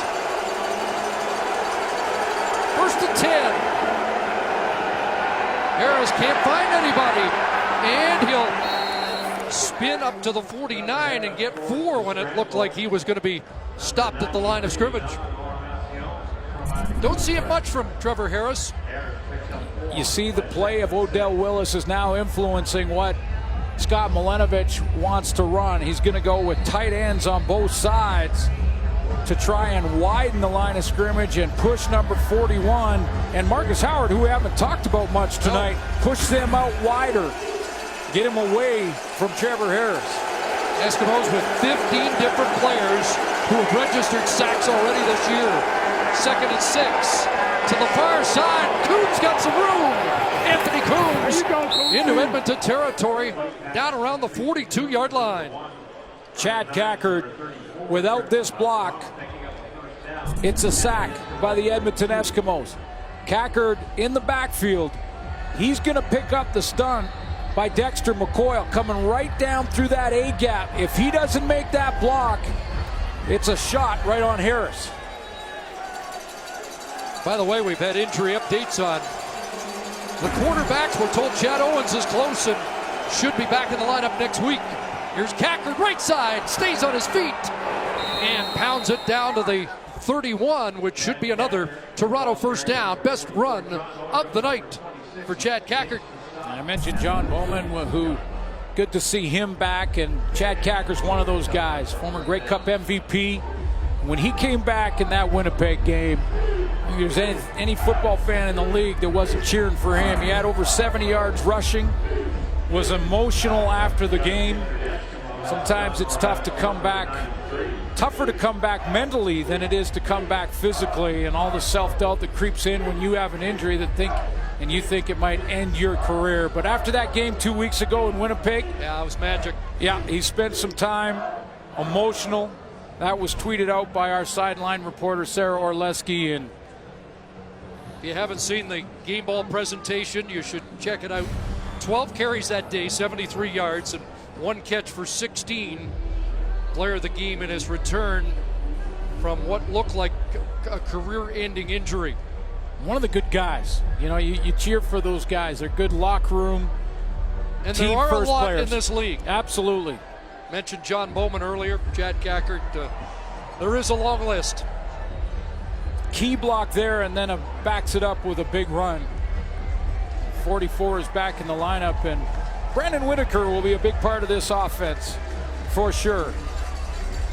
Donna Ramacian was shaken up on the last play. A big defensive tackle making his way to the sidelines. Argos have something. Coombs got 19, and then a 10-yard first down run for Gackert. Henry Josie now in the game. 3 receivers wide side, and they'll hand it off to Josie. And not much straight ahead this time. J.C. Sherritt on the job. Versus Edmonton in that first week, Trevor Harris completed 89% of his passes for 347 yards. That's how he started the season. Whitaker had a 100-yard running game. They had 461 net yards offense. 2nd and 7 here. 5 receivers out. Josie stays in, and Gurley's got the catch. And another Argo first down at the 15. Not easy for a quarterback, whether you're a 10-year veteran or in your 10th start, to step in and stay composed when the pocket's starting to get squeezed on you. And that's what Trevor Harris does. He steps in there, takes a couple of hop steps up, and delivers a strike over the middle to Gurley. Just 1 incompletion so far tonight. Number 2 in touchdowns per drive. First down, and the pass incomplete off the fingertips of Spencer. You know, Trevor Harris is flirting when you take a look at his numbers, touchdown interception ratio. Coming into this game, 19 touchdown throws to 5 interceptions. He's flirting with some of the best seasons in that regard in CFL history. At least 2 touchdowns in 7 of 8 games. See if he goes end zone here. 2nd and 10 from the 15. Has time into the end zone and incomplete. Aaron Grimes going to get the call though on Kevin Elliott. And another flag behind the line of scrimmage. But pass interference against Grimes. Aaron Grimes took off. I mean, he exploded to the football. The question was, did he get there Pass early? interference. Edmonton number 36. The foul occurred in goal. The ball will be placed on the 1-yard line. Automatic first down. So that the lone call, and it is 1st and goal at the 1. And again, Adrian McPherson and the big boys check in. The timing on this was very interesting. I thought live he got there right about the time the ball did, and the contact made as it went by him. Challenge flags out, Suits. Yeah, I'll take another look.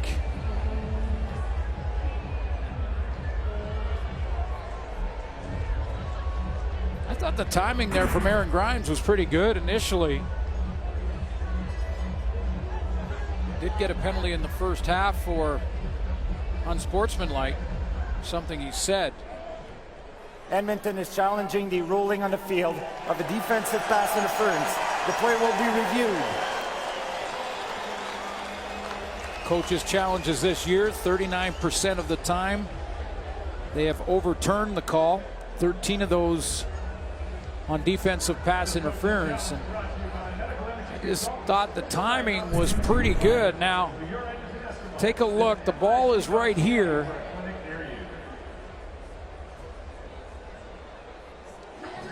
See, Aaron Grimes is breaking to it. No contact is made. Now, the first contact is there.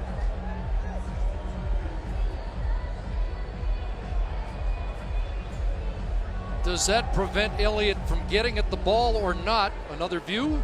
Yeah, take a look at the bottom. I mean, After review, the ruling on the field stands. Pass interference on Edmonton. Ball will be placed on the 1 yard line. You have often mentioned turning the body, and didn't that contact turn Elliott a little bit on what might have been uncatchable? it did, but did it turn it after the ball had gone by? I mean, that was my question on the play. So the Argos have McPherson in, scored on a 1 yard plunge earlier in the game.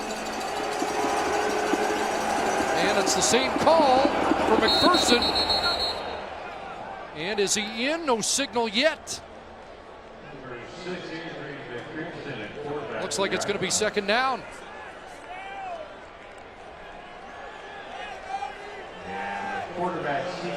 So 2nd and 1 for McPherson and the Jumbo team.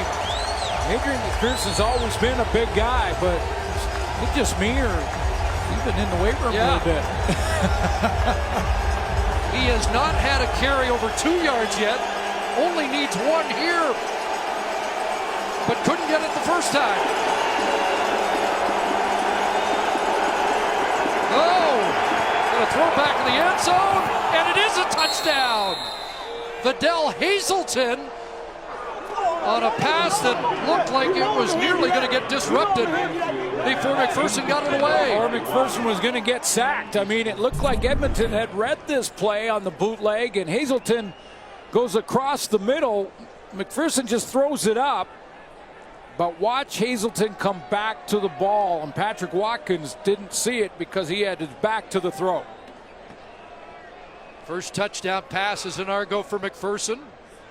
And just getting it in there to Hazelton, who has his 5th major of the year and his 4th in 5 weeks. Hey! Hey! Feed me! Feed me! Feed it, Jay. That's how you're not panic right there. So Waters on to try the extra point and make it a 2-point Edmonton advantage. Convert good. And on the final play of the 3rd quarter, the Argos moved to within 2 points. Ain't over. Still 15 minutes. Got another 15 minutes. Interesting 4th quarter involving the Argos. Edmonton with the lead, 17-15 at home, heading to the 4th. Between James Franklin and Trevor Harris on Military Appreciation Night. Yeah, we've got a game going into the 4th quarter, and both of these young quarterbacks have avoided the big mistake, no interceptions, and it's going to be a great finish here in Edmonton.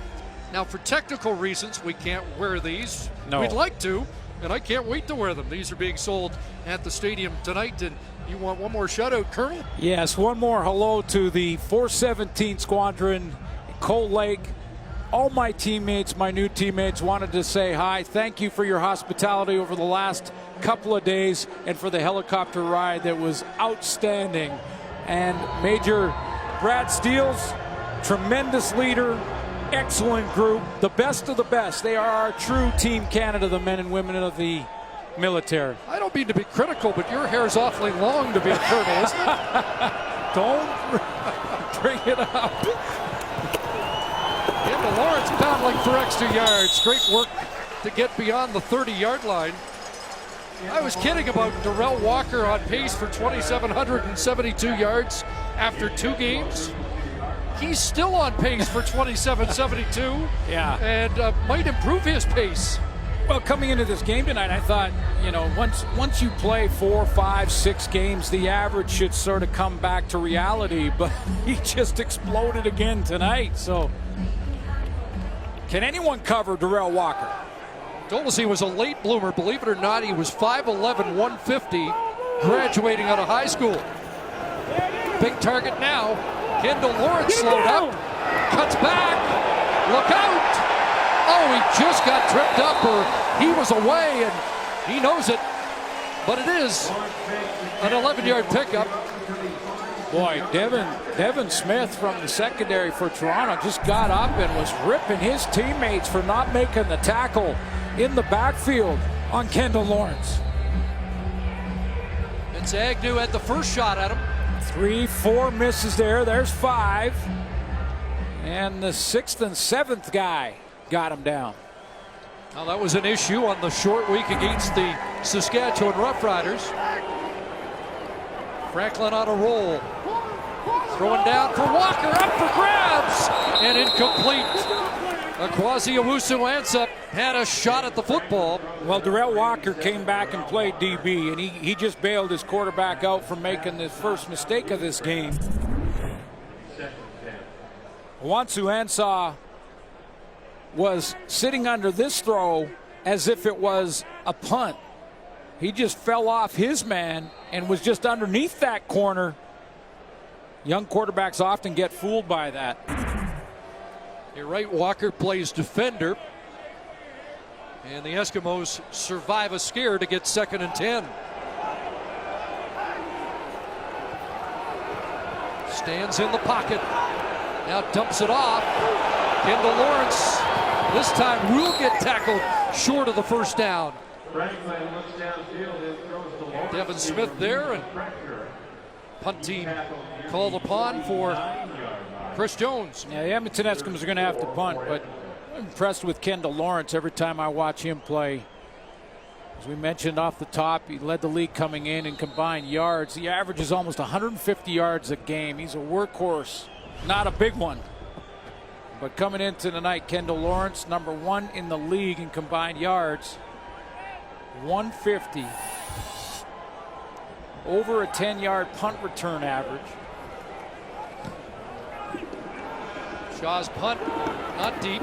Spencer got tripped up by the turf monster there at the 20. And a little slow to get up.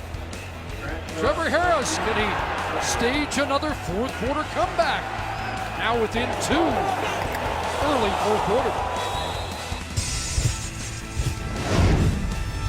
See, we are professional grade.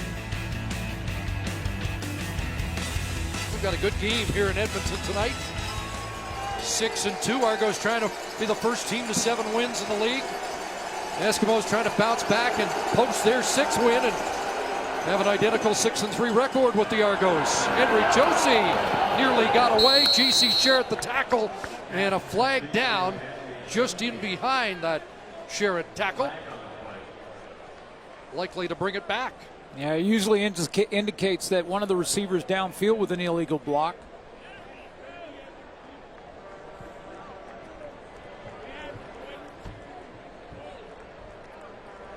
Holding. Toronto number 81. After distance for goal. We'll repeat first down. That's Torrey Curley. Just to the left of your screen.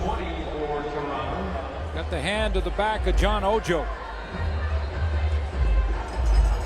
Argos like how physical and aggressive those receivers are. There's good how dominant they've been in the fourth quarter. Yep. Off to a good start on this drive, though. 1st and 20, 100 yards away from where they'd like to be. Here comes the blitz. Quick hitter, knocked down, and falls incomplete in the end. Coyle and Sherritt. A couple of the linebackers sending pressure.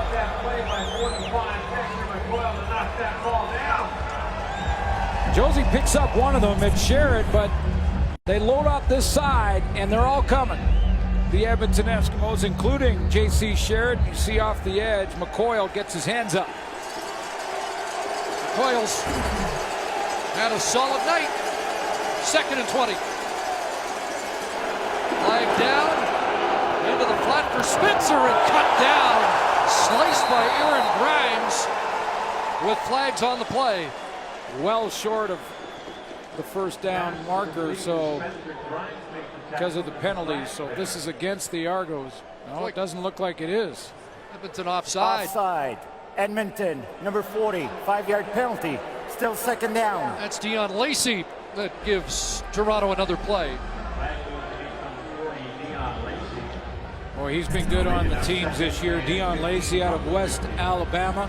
That's him right far left of your screen. And just jumps and creeps into that neutral zone. Tied for the league lead in special team tackles coming in. He's been a monster. Second and 15 from the 15. Time running out. Underneath it goes. Josie trying to get outside. And McCoyle on the scene again with help from Sherritt. Big series by those two linebackers. And Swayze Waters has to come on. Yeah, that close by Dexter McCoyle, excellent. Because it's not even about McCoyle making the tackle there. It's about stringing that play along so Josie can't turn up field immediately and sprint to the first down mark.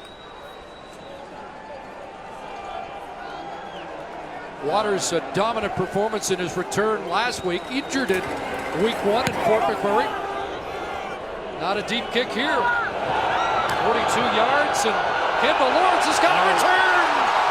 Still going, and he will score. Kendall Lawrence, touchdown.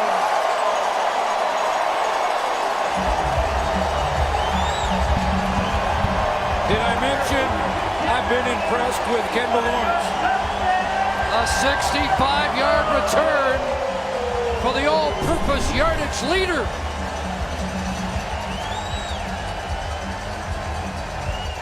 Last year he sunk the Argos here with a 107-yard kick return touchdown. 65, he brings back a short Swayze Waters punt, and he one-ups the gizmo flip that was patented here for so long.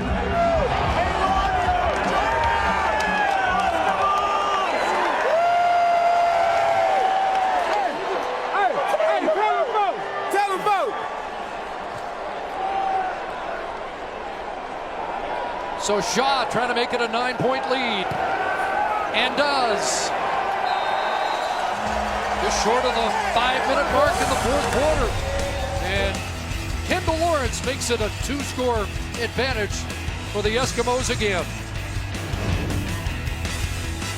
See on TSN, they kick off against Houston, 9 Eastern, 6 Pacific on TSN. Backyard, baby. Eskimos. Hey, Triple D, baby. Shout out to the family, man. I love y'all. Miss y'all. The good returners These wins, go ahead and keep going. know that the little things make a difference. Now Deontay Spencer on the return, and he gets brought down quickly. First contact by Anthony Barrett limits the return to the 20. I almost lost my grill. The little things can make a difference. Because Kendall Lawrence steps up, the contain man here is going to be Dietrich Bonner on the outside. See how he sinks down, because the first couple of steps were this way. Now he can get the angle.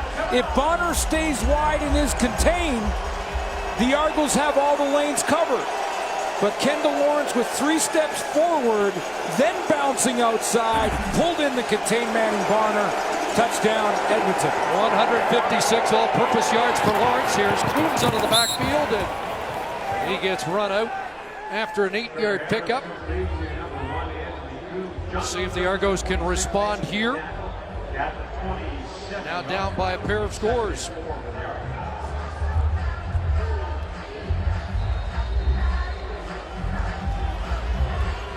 They mark Coombs out after a 6-yard pickup, so 2nd and 4.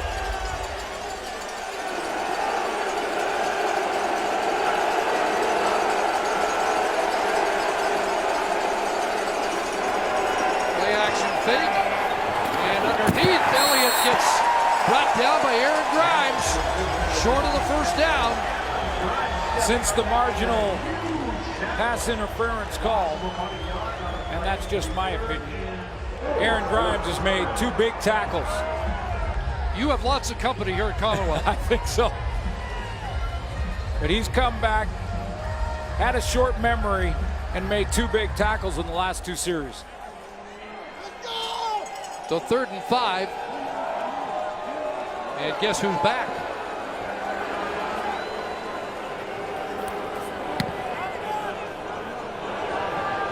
Better punt. Lawrence back at his 31. Got another one going. Across midfield again. Tired. And Hervé Tonye will bring him down. But Kendall Lawrence has sparked the Eskimos with that huge return, 65 yards and a touchdown that puts Edmonton up by 9. I see chicken sandwich, Wendy's. Now that's better. Eskimo fans saying that in the last few minutes, thanks to first a 65-yard punt return touchdown and now a 32-yarder by Lawrence. And Edmonton starts inside the Argo 50. Franklin in trouble, and Opolugo is going to register his second sack of the night, and he'll pull into a tie for the lead with his 6th sack. Gets right down into that 4-point stance, and Tristan Opolugo steps up the field and gets an assist from a teammate, because it was that pressure from Euclid Cummings stepping up and causing James Franklin to spin inside right into the arms of Opolugo. 3rd sack of the night for Toronto. 2nd and 15. Franklin underneath, Walker a catch. Short gain back to the 47. And with more on Darrell Walker, let's return to Ryan Rashog. Yeah, Chris, unbelievably, after his first 2 games and 24 catches, Chris Jones believed that there was still some room for improvement into Darrell Walker's game, and namely on his speed, the overall speed with which he's playing the game. And he said because he's a newer player, he's got to learn the system, and as he learns the system, he'll be able to hit every play with more confidence and more speed. I think it's safe to say we've seen that here tonight, as more than a few times he's gotten in behind coverage. Well, fracas at the end of that play. Boy, has he ever. Smooth route runner, but I just love the way he tracked down that 60-plus yarder. So you're saying that when he gets up to speed, he'll be better?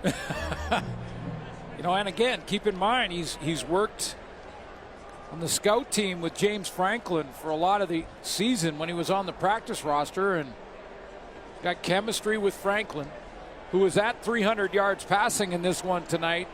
But like Milt Stiegel said at halftime, important for the young quarterbacks in their first start to avoid the big mistakes. 69 quarterbacks in the last 14 years have made their debut, and the guys who have lost, 42 of them that have lost through 58 interceptions. That's how the young quarterbacks get in trouble. So far, James Franklin has avoided that. Boy, this is a long conference to sort out extracurricular activity well after the Darrell Walker catch. After the play was over, major foul, unnecessary roughness, Toronto number 90, 15-yard penalty enforced from the end of the play, and a 1st down. Well, public enemy number 1 draws a flag. Leon Lang.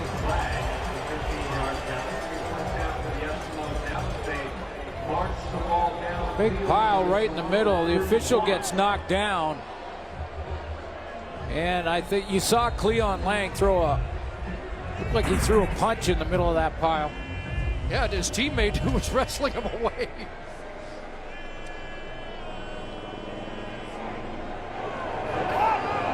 Well, that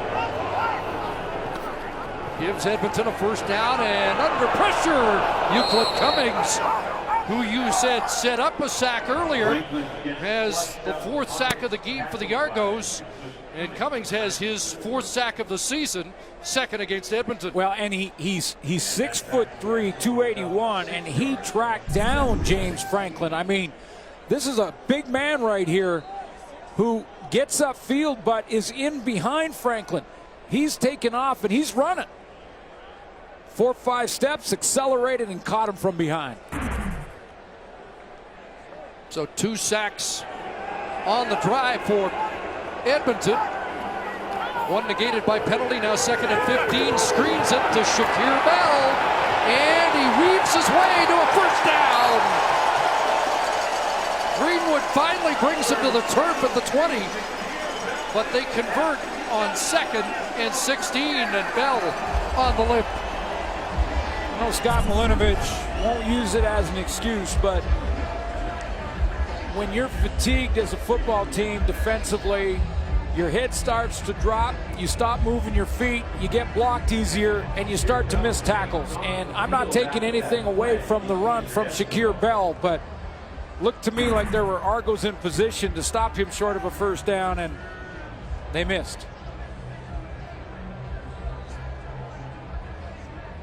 So Bell getting attention here. Mentioned James Franklin over 300 yards in his first start. How did Scott Milinovich do in his? Well, the stat line looked pretty good until that last number. Said he drove downfield for a touchdown on the first or second drive of the game, and then got into interception trouble, much to the delight of his quarterback, Trevor Harris, when we mentioned it to him. That Milinovich game was a loss against the Saskatchewan Roughriders back in 2003.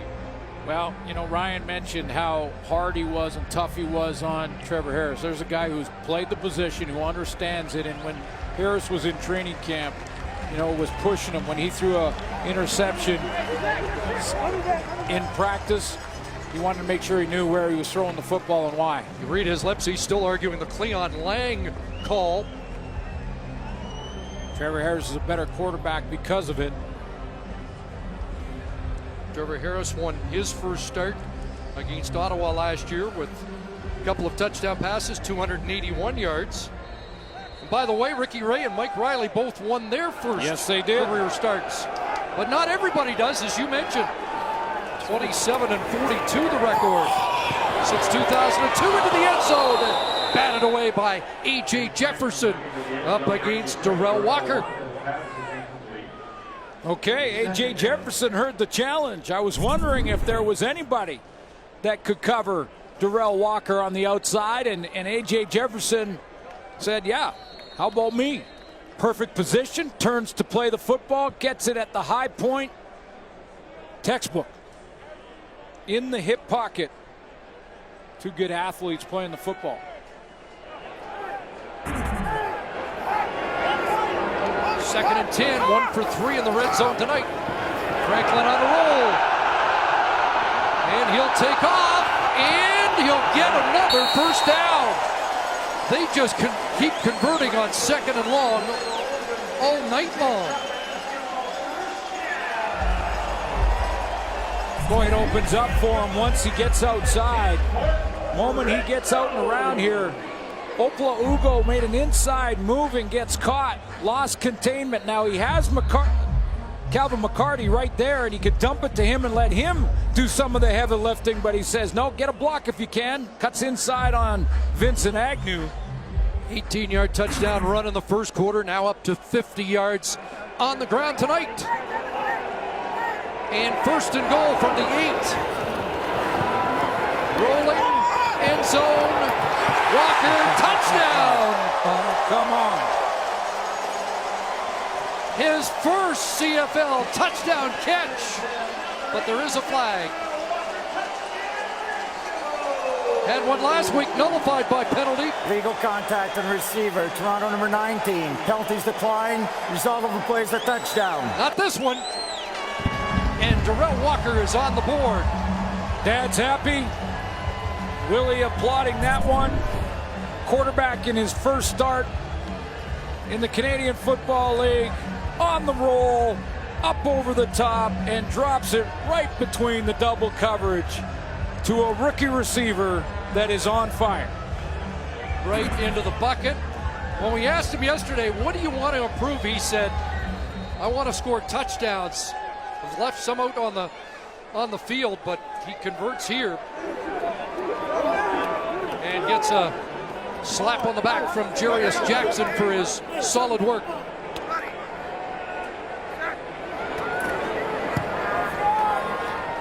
Extra point by Shaw, and it's a 16-point Edmonton lead with just under 5 minutes to go 7 plays, 48 yards, penalty aided, and capped by a Walker touchdown. Darrell Walker on the corner route here, and this is trust. I'm talking about James Franklin throwing to a corner route, and Darrell Walker, who's not open. You see a little of the illegal contact too. I mean, he's not open. There's not enough space there because Owansu-Ansah is falling underneath it again. But because of the accuracy of the throw rolling to his left, technique excellent, and look at the air he puts under that to drop it in there to Darrell Walker. We could be calling that combination a ton this year. S.J. Green came into the week leading the league with just over 600 yards receiving. Texas, baby, let's go. Darrell Walker's getting close to 500 in 3 games. That's a $1,000 play right there, man. Shout out Papa D. Deontay Spencer on the return. Brought down just beyond the 25. Behind. Well, you wonder if they can maintain it. Whenever you see a rookie get off to a good start, you wonder if they can maintain it. But Darrell Walker had to work his way onto the roster, and Chris Jones was patient with him, as he was with James Franklin. But we might start calling him Darrell Skywalker, because the sky's the limit for this guy. Trevor Harris in a 16-point hole. Underneath, Anthony Coombs has got it. Pat Watkins, the tackle, around the 34. Give Coombs 8.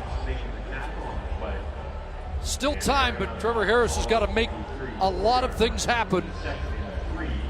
But a fatigued football team, and there's no surrender in Trevor Harris, and that's what you love about his leadership, getting him on the line of scrimmage, calling the play.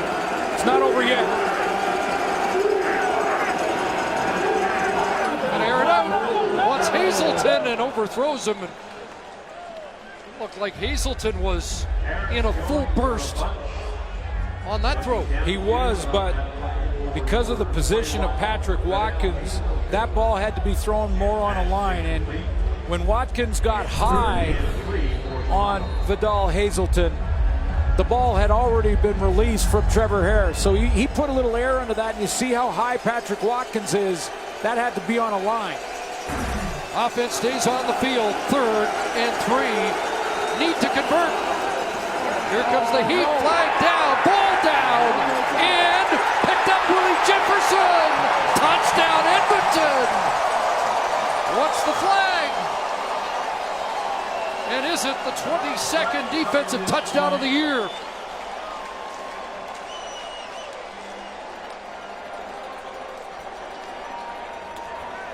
Offside. Edmonton, number 34, 5-yard penalty. Ryan Hines, the safety, called offside. Will result in a first down. And it takes the touchdown off the board and gives Toronto a fresh set of downs. All-out blitz dialed up by Chris Jones. He loaded the line of scrimmage. And right on the top of the screen is Ryan Hines. Timeout, Edmonton, Toronto. Watch him jump in, and yep, in the neutral zone from the safety spot. Dexter McCoyle stripped it. What a scoop by Willie Jefferson. All for naught. New set of downs for Toronto. Jefferson lamenting the major score that got away. So the Argos still have some life.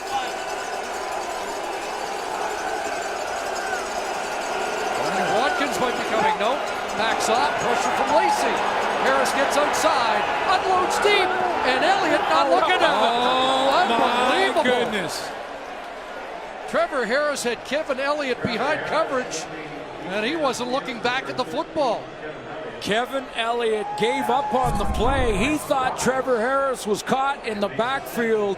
He gives up on it, waves his hands in the air, and starts running. Well, Harris made a guy miss. Dion Lacey, look, He's given up on the play. And it drops right beside him. Watch Kevin Elliott. He thought Trevor Harris was sacked. He said, no way, I was wide open. You got to be kidding. Oh, the ball's right there. Oh, my. That's going to be tough to watch in the film room. 2nd and 10. Harris has got an open man, and it's intercepted. Aaron Grimes coming back the other way. Inside the 20. Well, I thought he was open, but that pass nowhere near the intended target as Harris had his arm hit at release. And the pressure leads ultimately to a turnover. There it is. J.C. Sherritt impedes the throw. And Aaron Grimes has his 3rd pick of the year. Need to set your roster for a chance to win a trip to the Grey Cup and a Joseph Abboud suit from Moores. Every pick counts. Make yours today.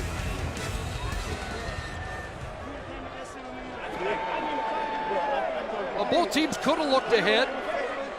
2 games with Calgary for Edmonton, 2 with Hamilton upcoming for the Argos. Put on a pretty good show here. Jordan Lynch in the game, and he's down to the 10. Take another look at the interception. Another exotic blitz from Chris Jones. He's coming with J.C. Sherritt here. He's got Dexter McCoyle on the blitz as well. And watch how Chad Cackert here is going to step out and try to take the outside man right here. And that allows Sherritt to slip through on the blitz. And he gets a piece of the arm of Trevor Harris. And that's why the ball falls into the arms of Aaron Grimes. Get my DBs in this shot, man. Get all my DBs in there. Get my whole defense in this shot, man. We do this together, Jay. Say what up, baby, Jay. What up, man? We do this together, man. 1 second. We do this together, man. Patrick Watkins kind of relaxing there. You know what I like about what Aaron Grimes has done? He got that penalty, turned into a Toronto touchdown, and came back hard with some big plays after it. Jordan Lynch to finish up here, it appears, and it's a quarterback keeper and a touchdown. And it's the Eskimos pulling away in the 4th quarter tonight. There will be no 4th quarter comeback for Toronto tonight. Watch the pump fake. Lynch really sells it to the outside and then shoots the gap.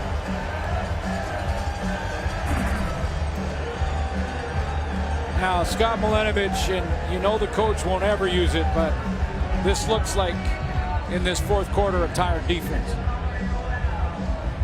They're going to be off until Wednesday, and then the work begins again.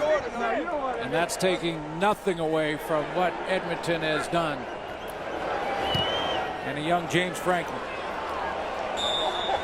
Bounce back night for the green and gold. After an uncomfortable night against the Hamilton Ticats.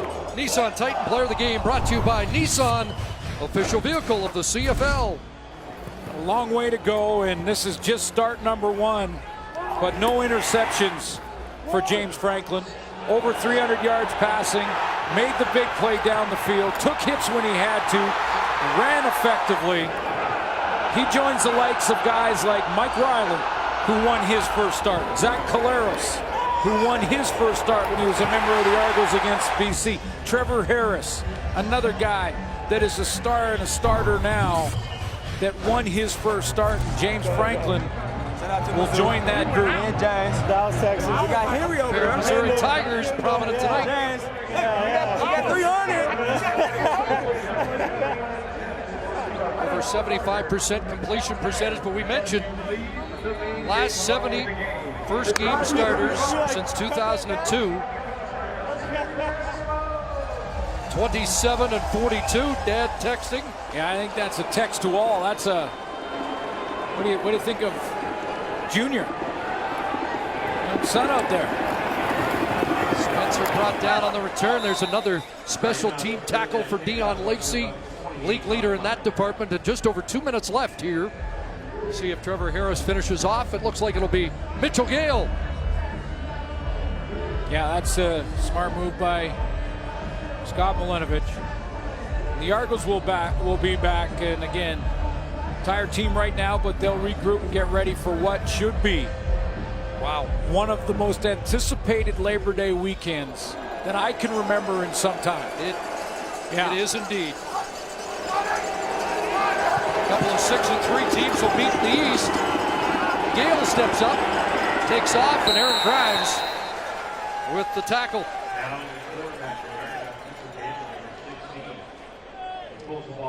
Well, Trevor Harris's night is done. Another high percentage night with just 200 yards, and first game of the year that he will not throw a touchdown pass.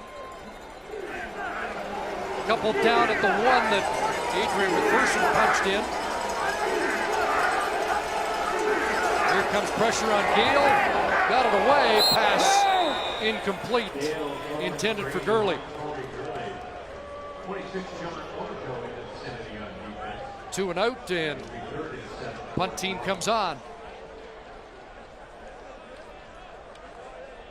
So Edmonton will move to 6-3. Calgary against Winnipeg tomorrow in the West.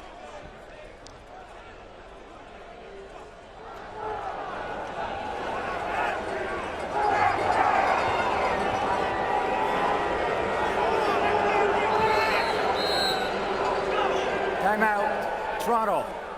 Argo's not with the right complement of players. Somebody comes on late. You mentioned early in the fourth quarter during commercial that somebody was going to blink in this game. We thought it might be a turnover. As it turned out, the Kendall Lawrence punt return touchdown was the game breaker. And then it got sealed by a turnover, the Aaron Grimes interception. 21 consecutive points here in the fourth quarter for the home team. Another big night for Kendall Lawrence.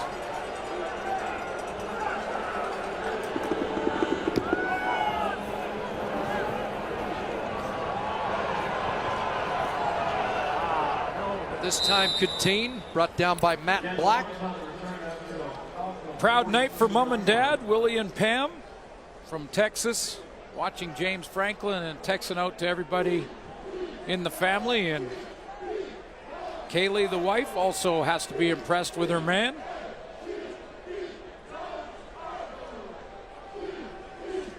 Good night for the family. You know, good for the league when young quarterbacks come in and produce. And we've got a good young crop when you talk about guys like Trevor Harris, Zach Collaros. James Franklin can back it up on Labor Day. Bo Levi Mitchell still in that group. Handed off inside, and Cleon Lang is still playing with family and friends here, and he brings down Shakir Bell, who's on the limp again, and well, surprising he was in there as he was shaken up on the last offensive series for Edmonton. Are you at all surprised Franklin is finishing off, although likely just to be handing off at this stage? Just to be handing off. I am a little surprised. Always surprised when game is over and the starter for your next week is still in there. The clock to read 1 minute 37 seconds. And I don't think there's any question who the starter for Edmonton will be next week or on Labor Day, Monday.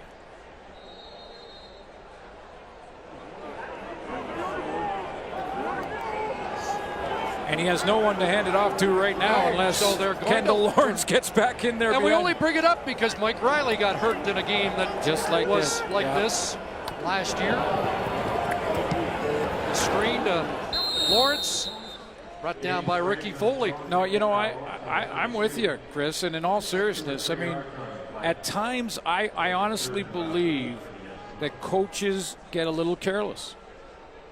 You know, and I know that he is young and in his first start, so I'm sure Chris Jones' thought here is as many snaps as possible makes him a better player.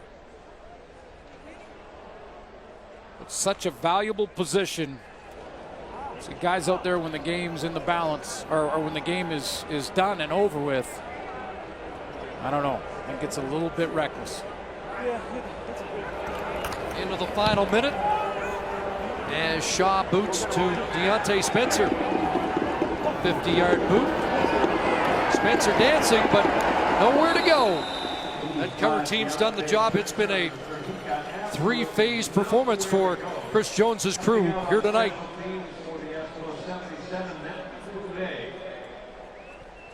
Teams will reach the halfway mark of the season. And I don't think either team's going to be too disappointed with 6-3. No, and you know, they'll just run a couple plays here and run this one out. And keep in mind, the Argos were without Brandon Whitaker, who planned to have, and remember, Whitaker in game 1 against Edmonton had over 100 yards rushing, big play and a touchdown for a 57-yard reception. So he was missed tonight. And we're expecting Chad Owens next week against the Ticats. The Ticats lose their first game at Tim Hortons Field in Hamilton. The Argos drop one here in Edmonton, their last trip out west. So the Ticats didn't put a game away in the first quarter, and the Argos didn't put a game away in the fourth quarter. Tonight has been both teams' habit in the first half of this season.